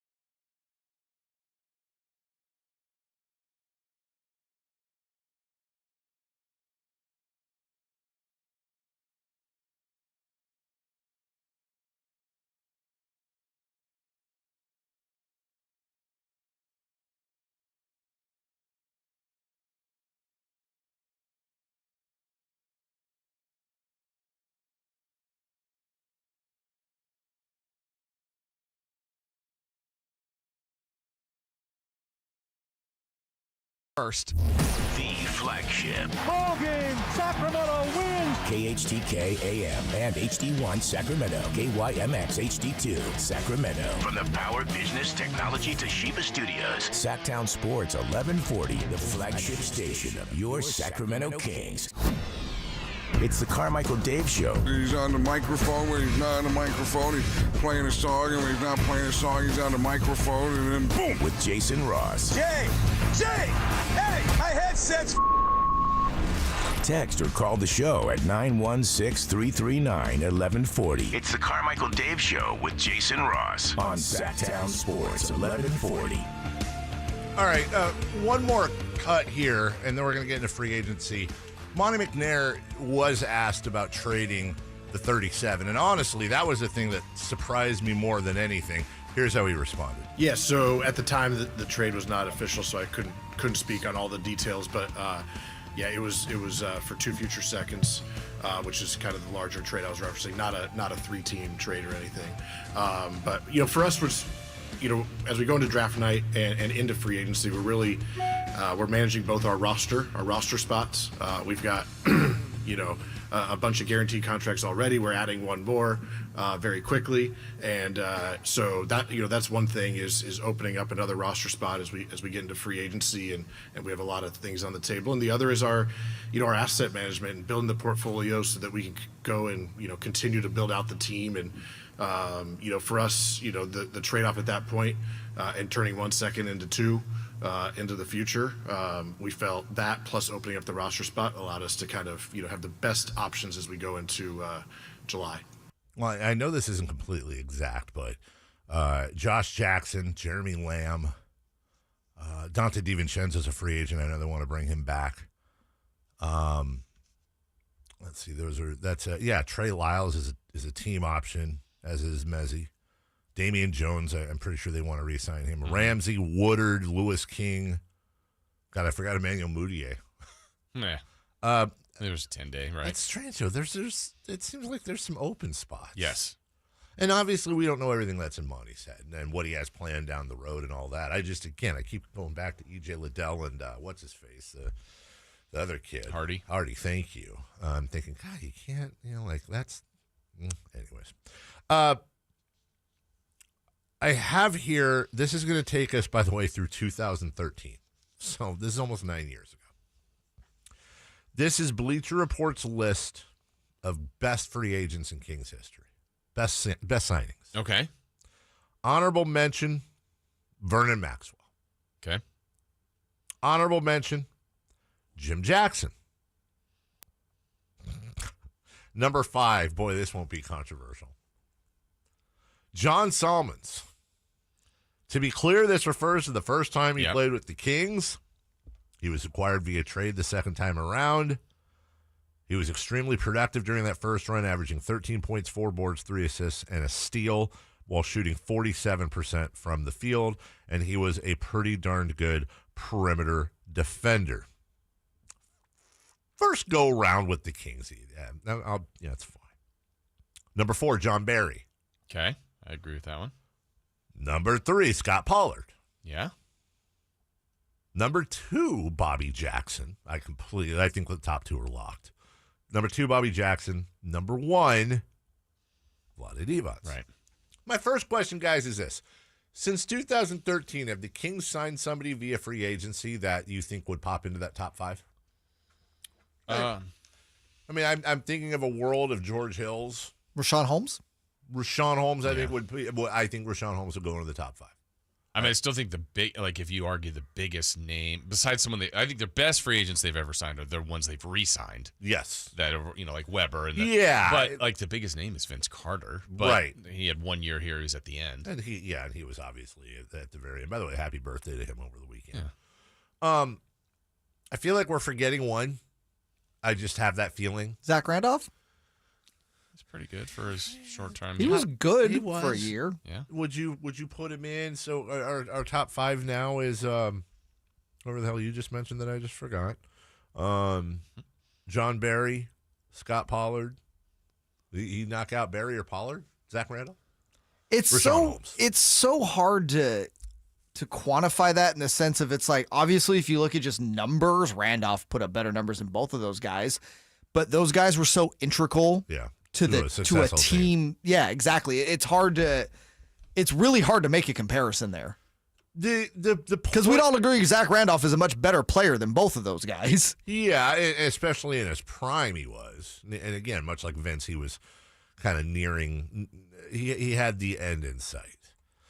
The overall point we're trying to make, and again, this is bad sports radio, because the point of sports radio is to keep you hooked and passionate and get you excited and all that. We just can't, I know, Jason, you're not this way either, bring myself to give you false hope. The point, and we have this conversation every single year.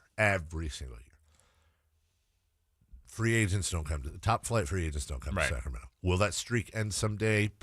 Maybe, probably, you hope. Sacramento has the unique distinction of not only being in one of the highest tax states in the country, if not the highest. It's California, but it's not San Francisco. It's California, but it's not Los Angeles. So if you're going to pay the price to live in California, you probably want to be in San Francisco or LA. So that's cut number one, which I've long hated and long thought that Adam Silver should shake that out somehow. If there is no reason why the Dallas Mavericks or Houston Rockets should have an advantage in signing players over Sacramento because of state taxes, which that becomes millions and millions and millions of dollars. It's a competitive advantage, albeit a minor one, but a competitive advantage for other franchises through no fault of the Kings. So therefore you have, even at a small level, an uneven salary. It's really an uneven pay scale, I should say, for a lot of these players. So that's number one. Number two, this team has, and maybe that's improving, but it's tough because, for example, Marvin Bagley's agent's a pretty powerful agent and came in here last year from many reports and had it out with Monty McNair at one point. There was a big kerfuffle. There was a public statement, the whole thing. The Kings have, at best, a bad reputation around the league. And it's not just from losing. It's from losing, from constant turnover, from the way the organization is run. It's got a bad reputation, and agents actively, the ones that come here are the ones that have to have an opportunity, or there's something wrong with them, or they've been forced to come here, trade or draft. I think they could clean that up without winning, but that takes a lot of work. And Yes, that's hard it does. to do. It's easier when you win, I think, with all the elements, but that part could be cleaned up more, I think. I would hope so, but winning will help. Winning will help it all. So when you look at the free agent list this year, it's not exactly crazy. No, but even the top of let's just take probably the top five, to your point earlier, Dave. Like, I'm just Harden, Westbrook, Beal, let's say Kyrie, and Zach LaVine. Now there's some options, bird rights. Right. I mean, they have to opt in or opt out, that kind of stuff. But there's no chance that any of those guys would be Kings. Zero. None. Now, the only chance ever is back to being a winning team. Whereas, let's take the Warriors now, Milwaukee. Now, Milwaukee's a small market. Sure. I think there'd be interest in someone that hasn't won a ring, that's a really good player, that'll say, you know what, I'm chasing the ring, I'll sign for less, and I'll go play for the Milwaukee Bucks. No one's going to do that same thing for Sacramento. Not now. Right. Now, in the future, if they were great, if they were a championship caliber team like the small window they had in the early 2000s, that's the time, but they're not in that spot. Gary Harris is a shooting guard. He's 27, and he's one of those free agents. $21 million last year. Is that somebody you look at? I think, well, not at that price. Because he's a shooting guard, exactly at that price. Yeah. Ricky Rubio, no. Iguodala, I would think would retire, be close. Thaddeus Young, way too old. But Joe Ingles. That's a name that's on my list, but he's an intriguing one. So he's that dog. He's 34. He's probably ring chasing. Yes, I don't think he's and the only way you get a guy like that to me is if you grossly overpay. I was just going to say, is he ring chasing, or at his age, given how late he got into the NBA, money chasing? You're not a ring chasing team. If you're the money chasing team, I think you're doing it wrong. No, I'm saying Joe Ingles, if he's chasing like a max mid-level exception. Then I would say the Kings are doing it wrong if you're going after him. Yeah. My opinion on that. Can I bring up something that I thought was interesting? No. All right. Back to you. Go ahead. What do you? I don't think they're going to sign anybody on the free. It's the same old story. Like, look, guys aren't looking to come here worth a damn. Let's just call it what it is. And if they are, they're looking for a payday. I find the Drew Holiday, the DeJounte Murray trade spec to be interesting. So I'm just going to ask this, and I know more research will have to go into it, but given that the idea that we keep hearing reports are that it's going to take a quote-unquote Drew Holiday package to move DeJounte Murray out of San Antonio. For those wondering, that package was Eric Bledsoe, George Hill, so basically filler, 3 first and 2 additional pick swaps. So let's look at that. The Kings have the filler. Do you think DeJounte Murray and De'Aaron Fox could play next to each other? No. Why? Quick. Okay.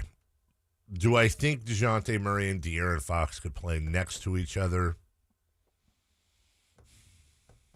In a vacuum, maybe. Yes.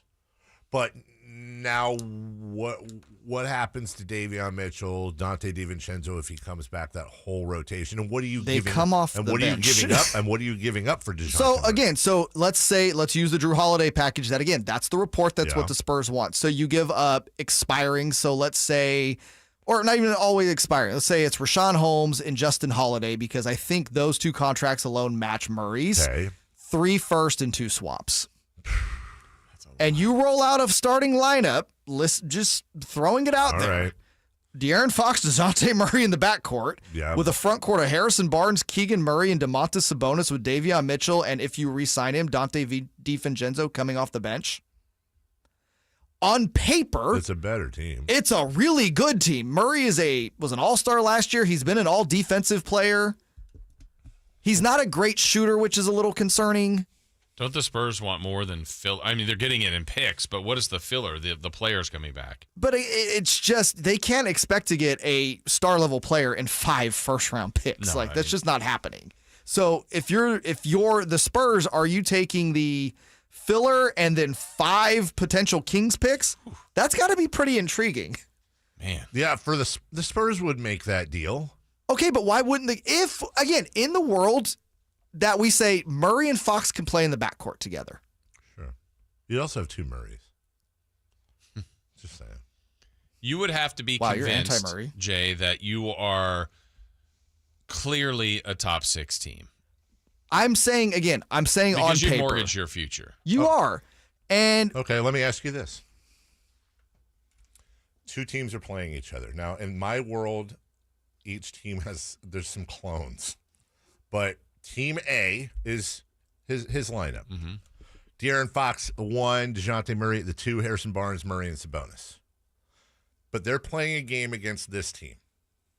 Sabonis, Keegan Murray, Harrison Barnes, DeJounte Murray, and Davion Mitchell. Which team wins? It's tough to say. I say that strictly because it's really hard to predict what Davion can do in that scenario because we haven't seen it. Whereas we kind of have more of an idea of what Fox is as a starter. We don't really know what Davion is. Your backcourt's going to be pretty damn good defensively. I'm not saying you're not. You've also got you've got front guy in Keegan Murray who can play a little defense. And here's the other thing I'm asking. And again, everyone get mad at me about the whole De'Aaron Fox thing, but my point is this: in that scenario, I'd rather do that because I know I'm not giving up 3 first-round picks. I get it, but do the Spurs want that? Because again, I'm going off the reports that they basically want picks. Let me tell you something. Can you imagine De'Aaron Fox playing for Greg Popovich, number 1, and number 2? And I don't want to speak for De'Aaron. And I'm not trying to get him out of town, despite popular belief, but that ain't that far from Houston either. Mm-hmm. You know what I'm saying? Yeah. I'm not. This isn't a matter of would De'Aaron Fox be happy. It's a matter of. I think a lot of parties would be happy. I think San Antonio kind of wants a rebuild, and they want a fresh. They want that Sam Presti pick box, so to speak. All right, I got a list of free agents for you. All right, we'll do that when we come back. 1 minute.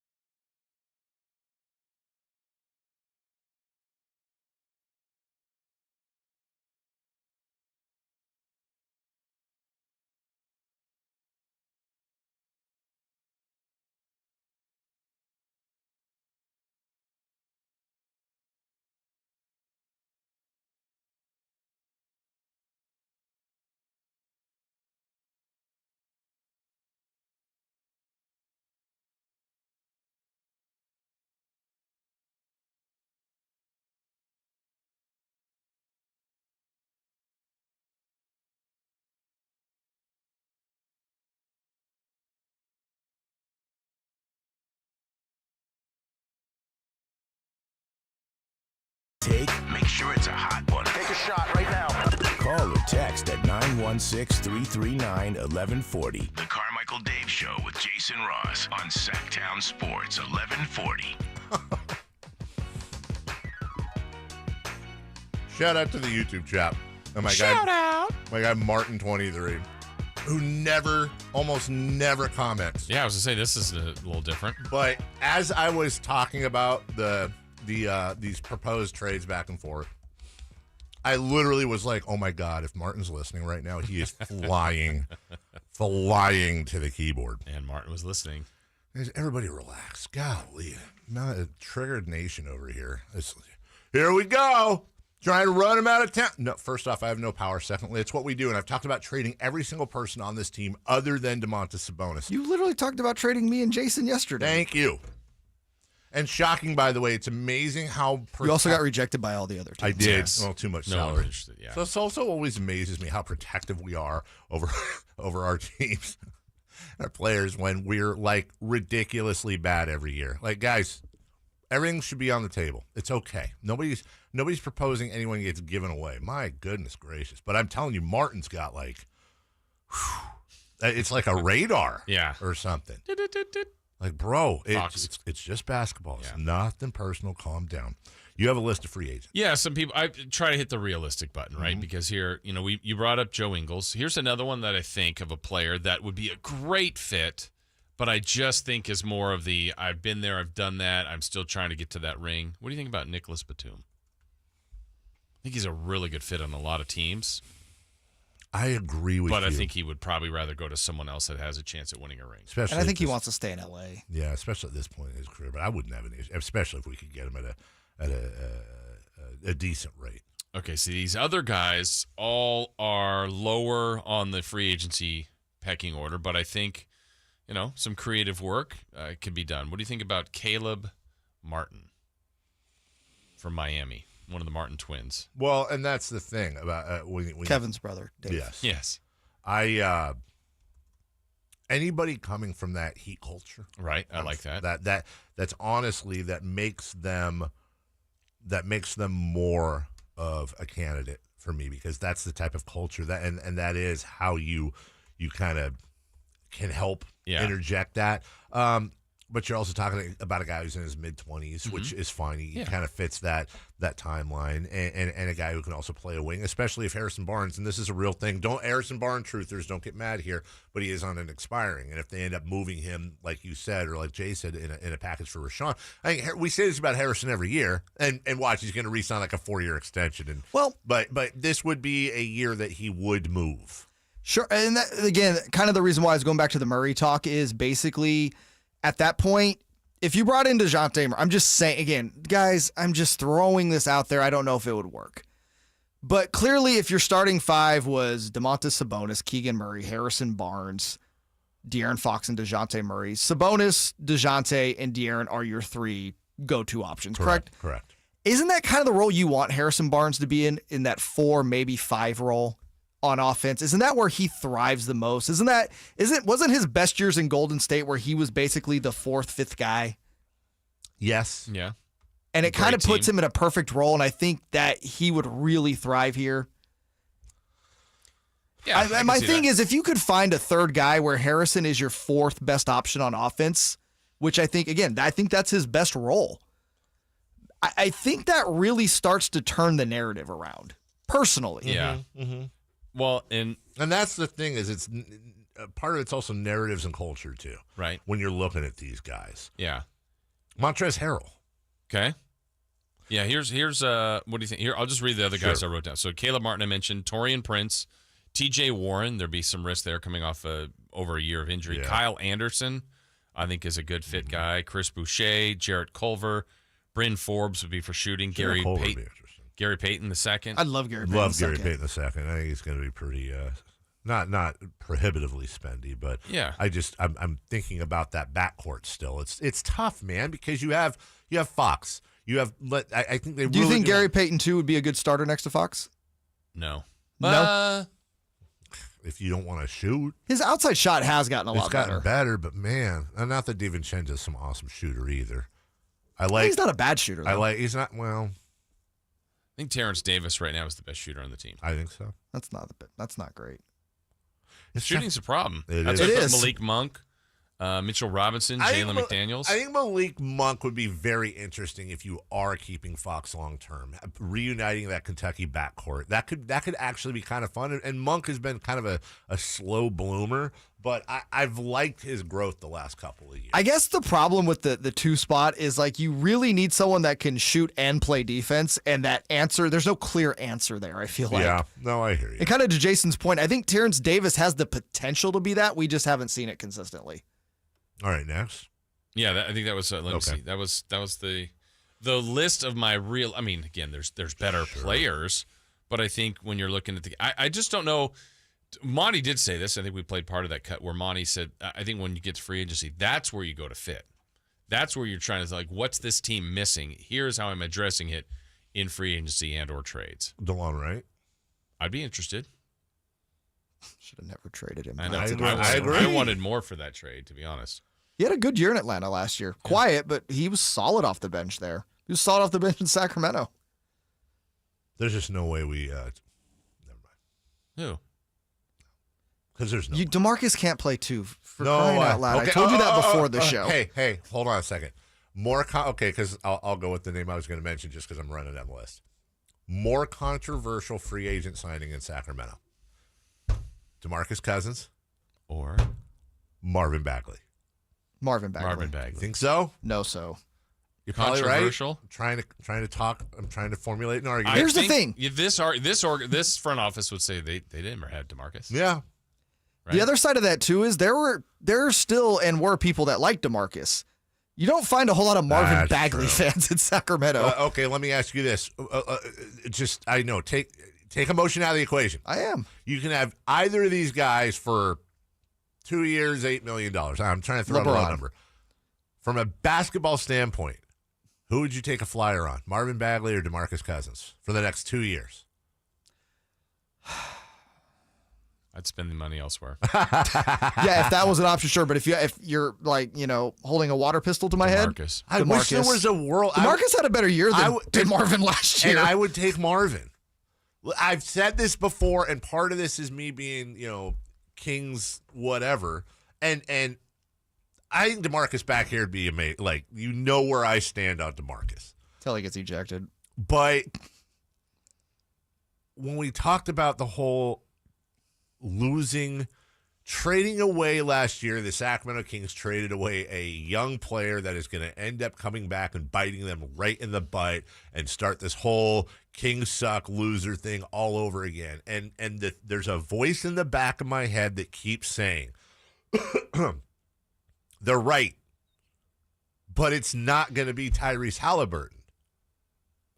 There's that tiny voice in my head that says, dude, if Tyrese Halliburton goes on and becomes like an all-star and whatever, it's almost expected. It's almost expected.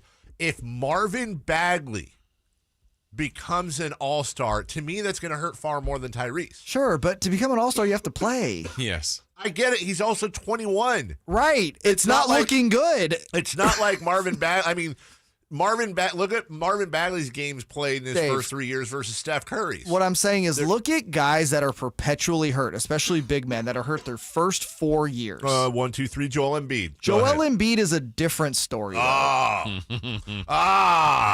But again, that's one. No, you're right. That's the one I got. That's the that's one little. It's the one weapon I have because all the rest you're. And he still gets hurt in critical situations. I know. Will Detroit even sign him? The team that traded for him. I feel like they would. There's people that are like saying like he's going to get like 2 and 20, and I'm like, man, that's a good deal if you're Marvin. Cade Cunningham, Jaden Ivey, and a healthy Marvin Bagley that is in the lottery. That has potential stupidity to it in a good way for them. It's not like I'm not rooting for Marvin. I don't have anything against Marvin. I think I just don't care anymore. I deeply care. It haunts me. I think it's one of those things on the radar that I just don't want to have to deal with down the road. All right. Just stay cool, Dave. Well, I am staying cool, actually, because of my friends at American Energy. Because I got the $49 tune-up offer. Yes, I did. I got that about 3 weeks ago. And you know what? Yesterday, I actually came home. I turned my thermostat up. Because I was like, hey, it's too cold in here. Even though it was 103 outside. Just felt too cold. It's my AC's running like a champion. Thanks to American Energy. Go to American Energy Air right now. Get a $49 tune-up on your air conditioner. A $49 tune-up. And you get a free indoor air quality test. You just got to ask for it. That's it. Make sure your AC is running efficiently. Your bill will be lower. You save money in the long run. You take care of it all. And they're local. Been around since 1981. That's a pretty good thing. 916-520-9990.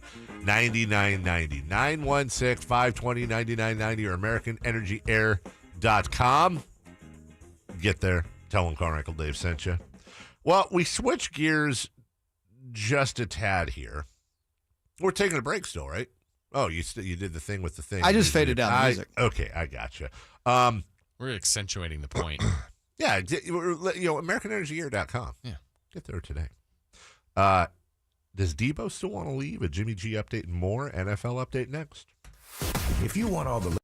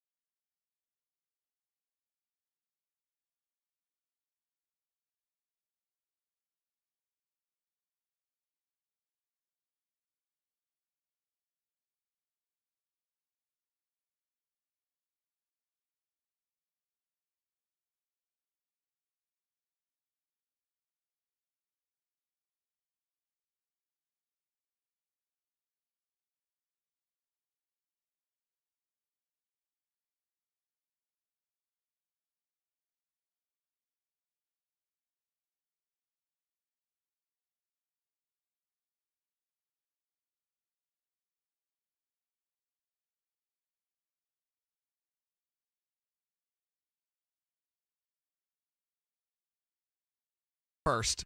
The 94th most popular celebrity from Carmichael How popular do you want to be? meets a Celtics broadcasting legend. Celtics are going to go for the win. Everybody here at Golden One Center on their feet. The Carmichael Dave Show with Jason Ross on Sacktown Sports 1140. Going into next year, by the way, Sacramento has 102 million committed, give or take, which is a 23rd in the league. Golden State 171. Woo. The Clippers 167. Ugh. It's a lot of money. From the 916, aren't trades really the only option other than bench filler due to money available? It's tough to get lost in that, and then we'll move on to the NFL here because so many things can be done. You know, a trade here can open up this. You can absorb this. Like, there's room because the Kings have, give Monty credit on this one. And a little bit, by the way, let's be honest, some of this is left over from Vlade. For example, Harrison Barnes is making $18.3 million next year on the final year of his deal. It's going down. That's the Catanella special right there. Sabonis is making 18.5 next year for a player of his caliber. Those are incredibly low. Just to keep in mind, De'Aaron Fox is making 30.3. Yeah, he's finally jumping up. Yeah, and no offense to De'Aaron at all. I'm just saying for perspective, they got a little bit of room there to bring stuff in. Plus, obviously, you have guys on rookie deals, et cetera. Yeah, there's a decent chance that Sabonis is going to be their best player next year. And if he is, he could be, well, by definition, I guess he'd be their second highest paid player, but he's really close to being their third highest paid player. You got to try to take advantage of that. Yeah. In this 2-year window while he's still, I would say, underpaid. Look, he's getting paid very, very well. Right, but it's all relative. Yeah, but there's going to be a big payday in his future, whether it's here or not, but you hope to take advantage of this 2-year window where you've got some room around him. Deebo Samuel apparently is still, wants to trade. Or at least it's on the table. He hasn't taken it off. According to ESPN, whatever that means. Jeremy Fowler, his trade request is still on the table. Although it appears that tensions are falling a little between Debo and the Niners. No official rescission of the trade request, but he was there for minicamp. And there's not a lot of trade chatter around the league, again, according to what Fowler wrote, which makes sense. They still got to sign him, though. They still need to sign him, though. I guess that's when it'll all officially be put to bed, right? I mean, this has just been it felt like, oh my gosh, they're really going to trade him. He wants out. What happened? Why is he so disgruntled? What happened here? And then it just went away when they didn't trade him. But just sign him. Let's get it over with. Keep him in play and let's go. You can hold out for the year, miss a season's worth of checks, and miss out on unrestricted free agency. He can play this year on his rookie deal, and then be an unrestricted free agent next year, or he can work out an extension. Those are the three major options for him. You got to think they're going to extend it. You got to think they'll extend it before the season. I would. Yeah, I think, and the Niners had said publicly they wanted to make that one of their key offseason decisions. So I don't think it's maybe there's a difference in money what they're looking at, but I think the Niners have intent to want to sign him. It's just does he want to stay? I believe if they can get to the right money, he would. Just how much of this is posturing? Jimmy Garoppolo is going to start throwing soon following that surgery, so he's on track, right? Yeah, on track for what though? Just to be ready by the start of the season. Yeah, to be either dealt, which again at this point I feel like everybody's. When you're in mini camps and off-season plans, like you have everything. I don't know that anybody right now is planning their offense around Jimmy G, besides the Niners. I mean, they're going with Trey Lance, but no other team is envisioning themselves right now as Jimmy G in the mix. So I think the Niners were hoping to move him before now. This has also been a really weird offseason for the 49ers for a team that's generally run pretty well. A lot of chatter too last week about Trey Lance. You had a couple of people saying, man, this kid's going to be really good, which is always nice to hear. He's got to get out on the field. But when it comes to Garoppolo, this is important for Niner fans because as he gets cleared to throw and he begins to throw, that there's going to magically be film that leaks out of it. And I think that other teams are waiting to make sure that he's going to be all hunky-dory A-okay. And all of a sudden that opens up perhaps the trade market a little bit. Yeah, could be. Which, would be nice for them. At this point, hell, if they can get anything for him, get a cheeseburger. Right. Well, it's so weird that organizations are starving to find that franchise quarterback or a starter they can count on. Jimmy G's been a winner. Baker Mayfield's been a number one pick, and both are kind of in limbo. Yeah. At this point, which is, I think, bizarre. It's been such a weird offseason for this team. Last week, the NFL stance on suspending Deshaun Watson leaked out, began to circulate. Gee, I wonder how they leaked that. A source in the middle of it proposed that there was a single piece of information the league wanted publicly leaked. It was a nugget that would act like a PR shield if Watson's hearing before an independent disciplinary arbitrator didn't unfold the way the league office thought it should. This according to Yahoo Sports. In the event that happened, the source believed the NFL wanted the public to know what it had pushed for, a minimum suspension of 1 year. What if the arbitrator comes and looks at a 10-game suspension? The NFL wants to try to put pressure on them to keep it at 1 year. The disciplinary hearing is supposedly taking place tomorrow. Yeah. The NFL, according to the Wall Street Journal, I love their NFL coverage, by the way.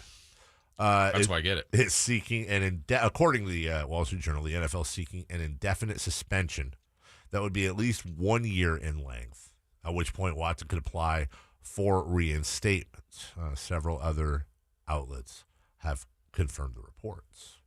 It's interesting. You really have, and this is absolutely a place you want ambiguity. You don't really have a playbook to follow, no pun intended, because he hasn't been convicted of anything. So can you suspend somebody for settlements, but settlements with no admission of wrongdoing? Right. But there's that gray area of, no, dude, you did things that were unbecoming. Well, how unbecoming? And how do you rate that? And how do you look at, do you go back and, it's obviously a different scenario, sort of, but do you go back and you look at, I'm trying to think, Ray Rice, Adrian Peterson. Robert Kraft. What did Robert Kraft get, by the way? I don't believe anything. I don't believe. It's just, and well, yeah, we can't say what he got. It's a great point, Jay. But didn't Robert Kraft, I don't want to get into the details, but I thought he also did some massage along with similar stuff. But I think part of that is I don't know that he was accused of doing anything against anybody's will. I don't know.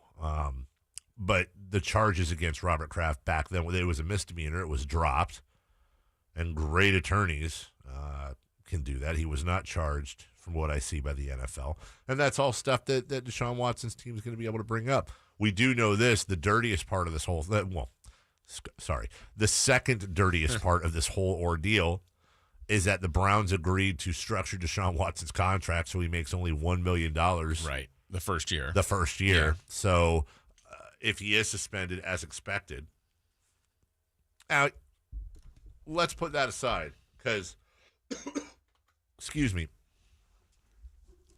it's kind of why.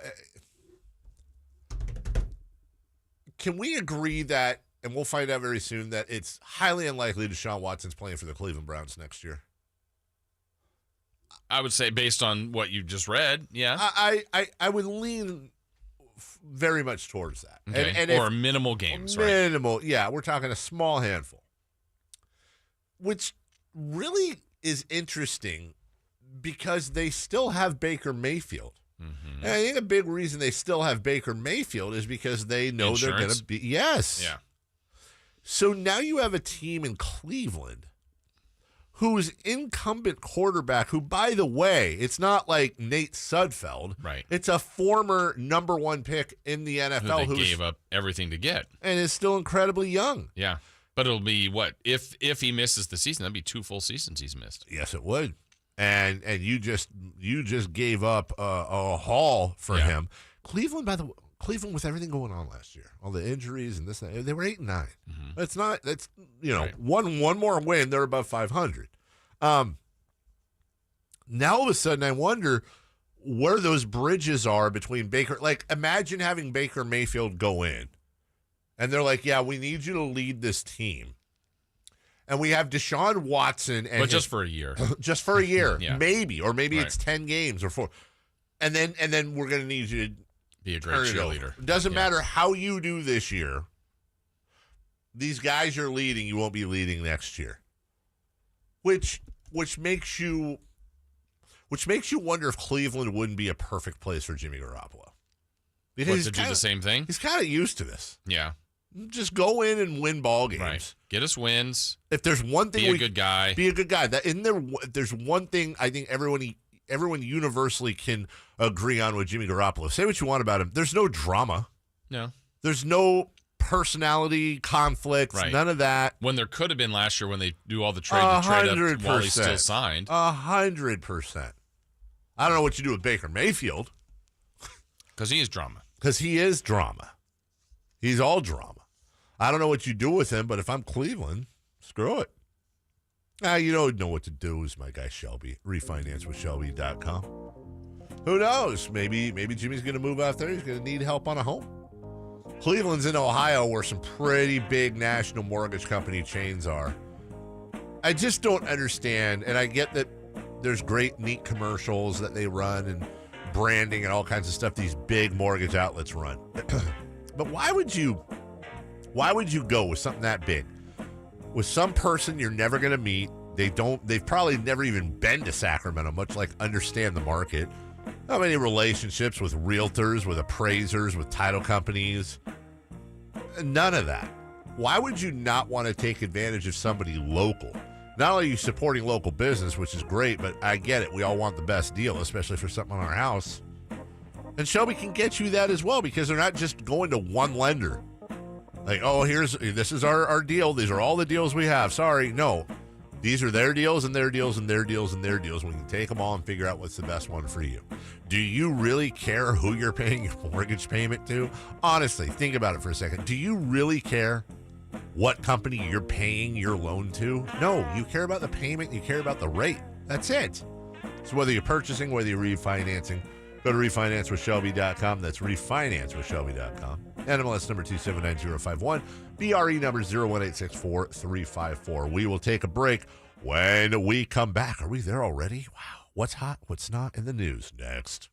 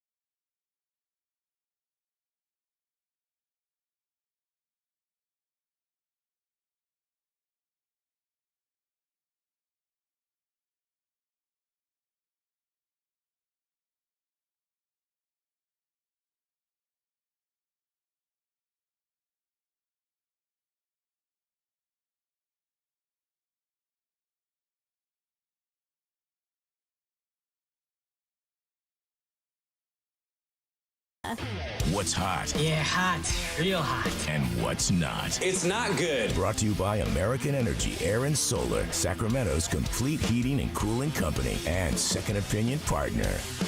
Who's hot? Who? Who's hot? Colorado Avalanche. Oh, yeah, they did the What thing. have they done? Oh, on Sunday, that was yesterday, they captured Lord Stanley's Cup 5 years after finishing in last place. Oh, now Lord Stanley can't play baseball. True. It was the second time the franchise has won a cup within 5 years of a last place finish. So stupid. What's not? What's not? The weather in Sacramento, 4th of July weekend, we're going to be in the lower to mid 80s, folks. Don't you like that? I love that. I mean, it's literally not hot. Yeah, we have like 2 more days of 100, then it's going. In the words of Jay Sean, it's going down, down, down, down, down, down. This is one of those first world problems. Got the movie yesterday, down. and it was so hot. I was like, you know what? No, screw it. Kids have been gone. Let's get out of town for 4th of July. I know it's going to be crazy. Let's just see if there's a cancellation or something. Find a house, little Airbnb, canceled. Just popped right back up. Great deal. Super cheap. Said, screw it. Let's go. Let's go to the mountains. Yeah. Let's get out of this heat. Yeah. Book it. Yeah. 86 degrees in Sacramento. Yeah.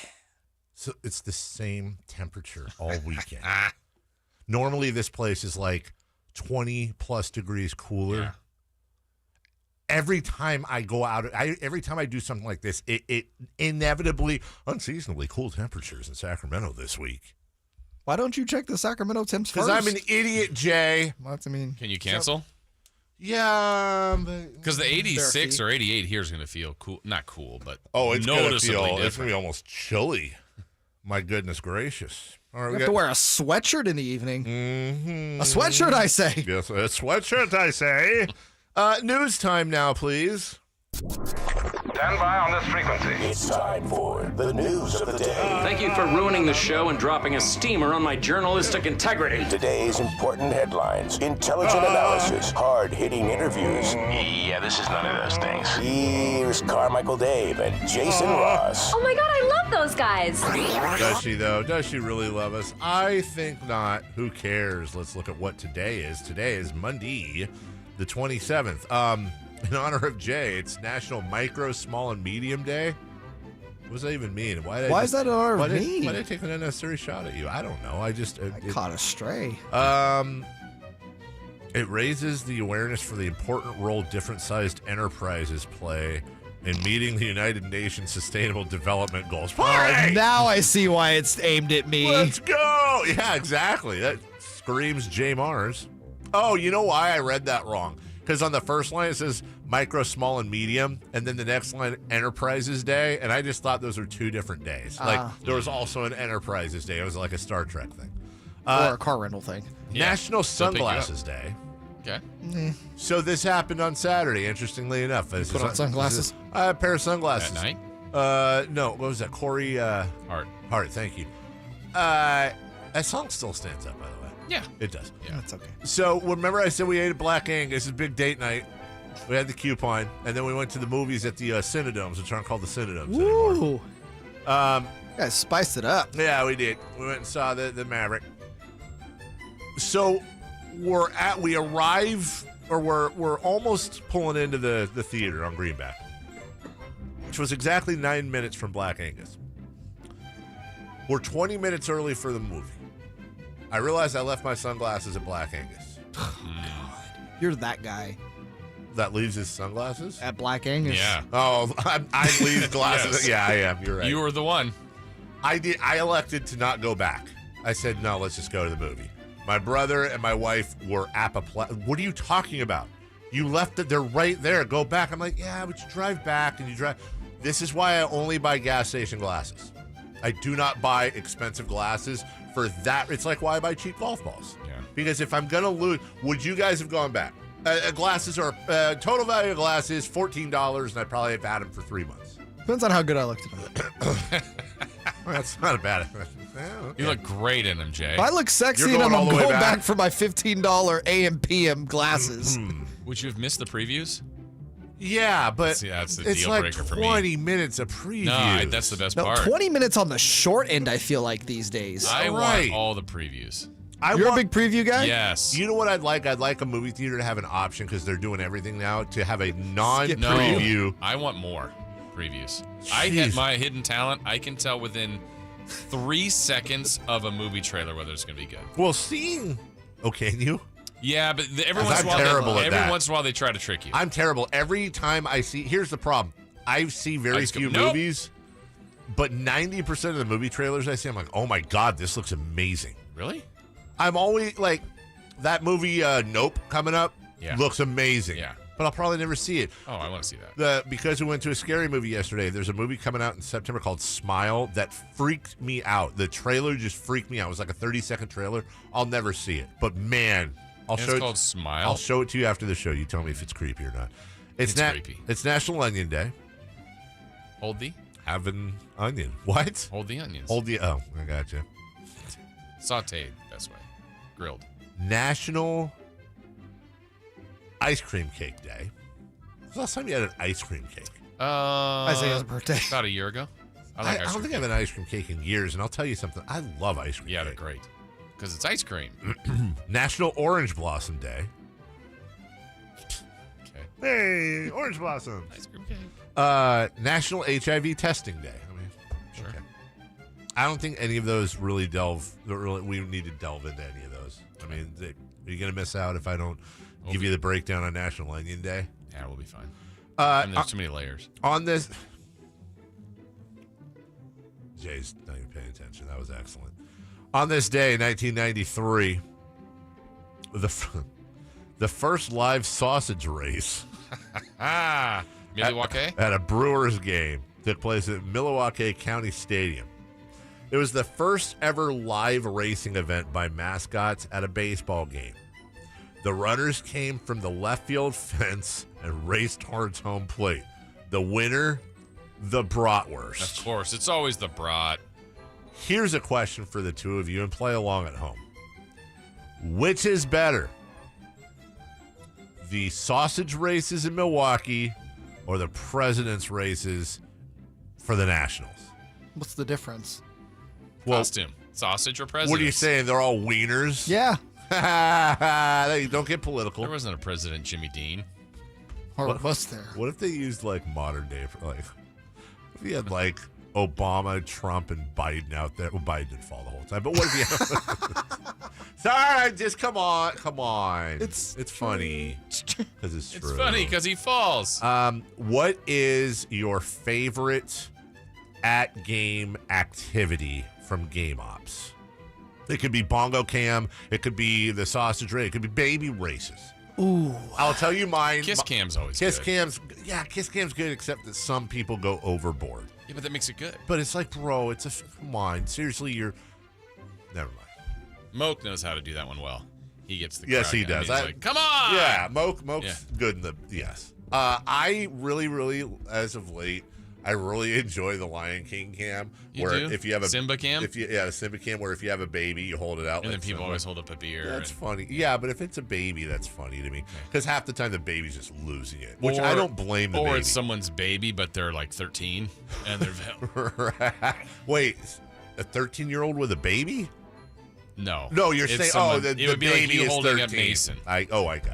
Which he'd be all over. If you think about it, if you're a baby and you're being held out like that in a crowd, I am crapping my huggies. Like, that's not a great feeling.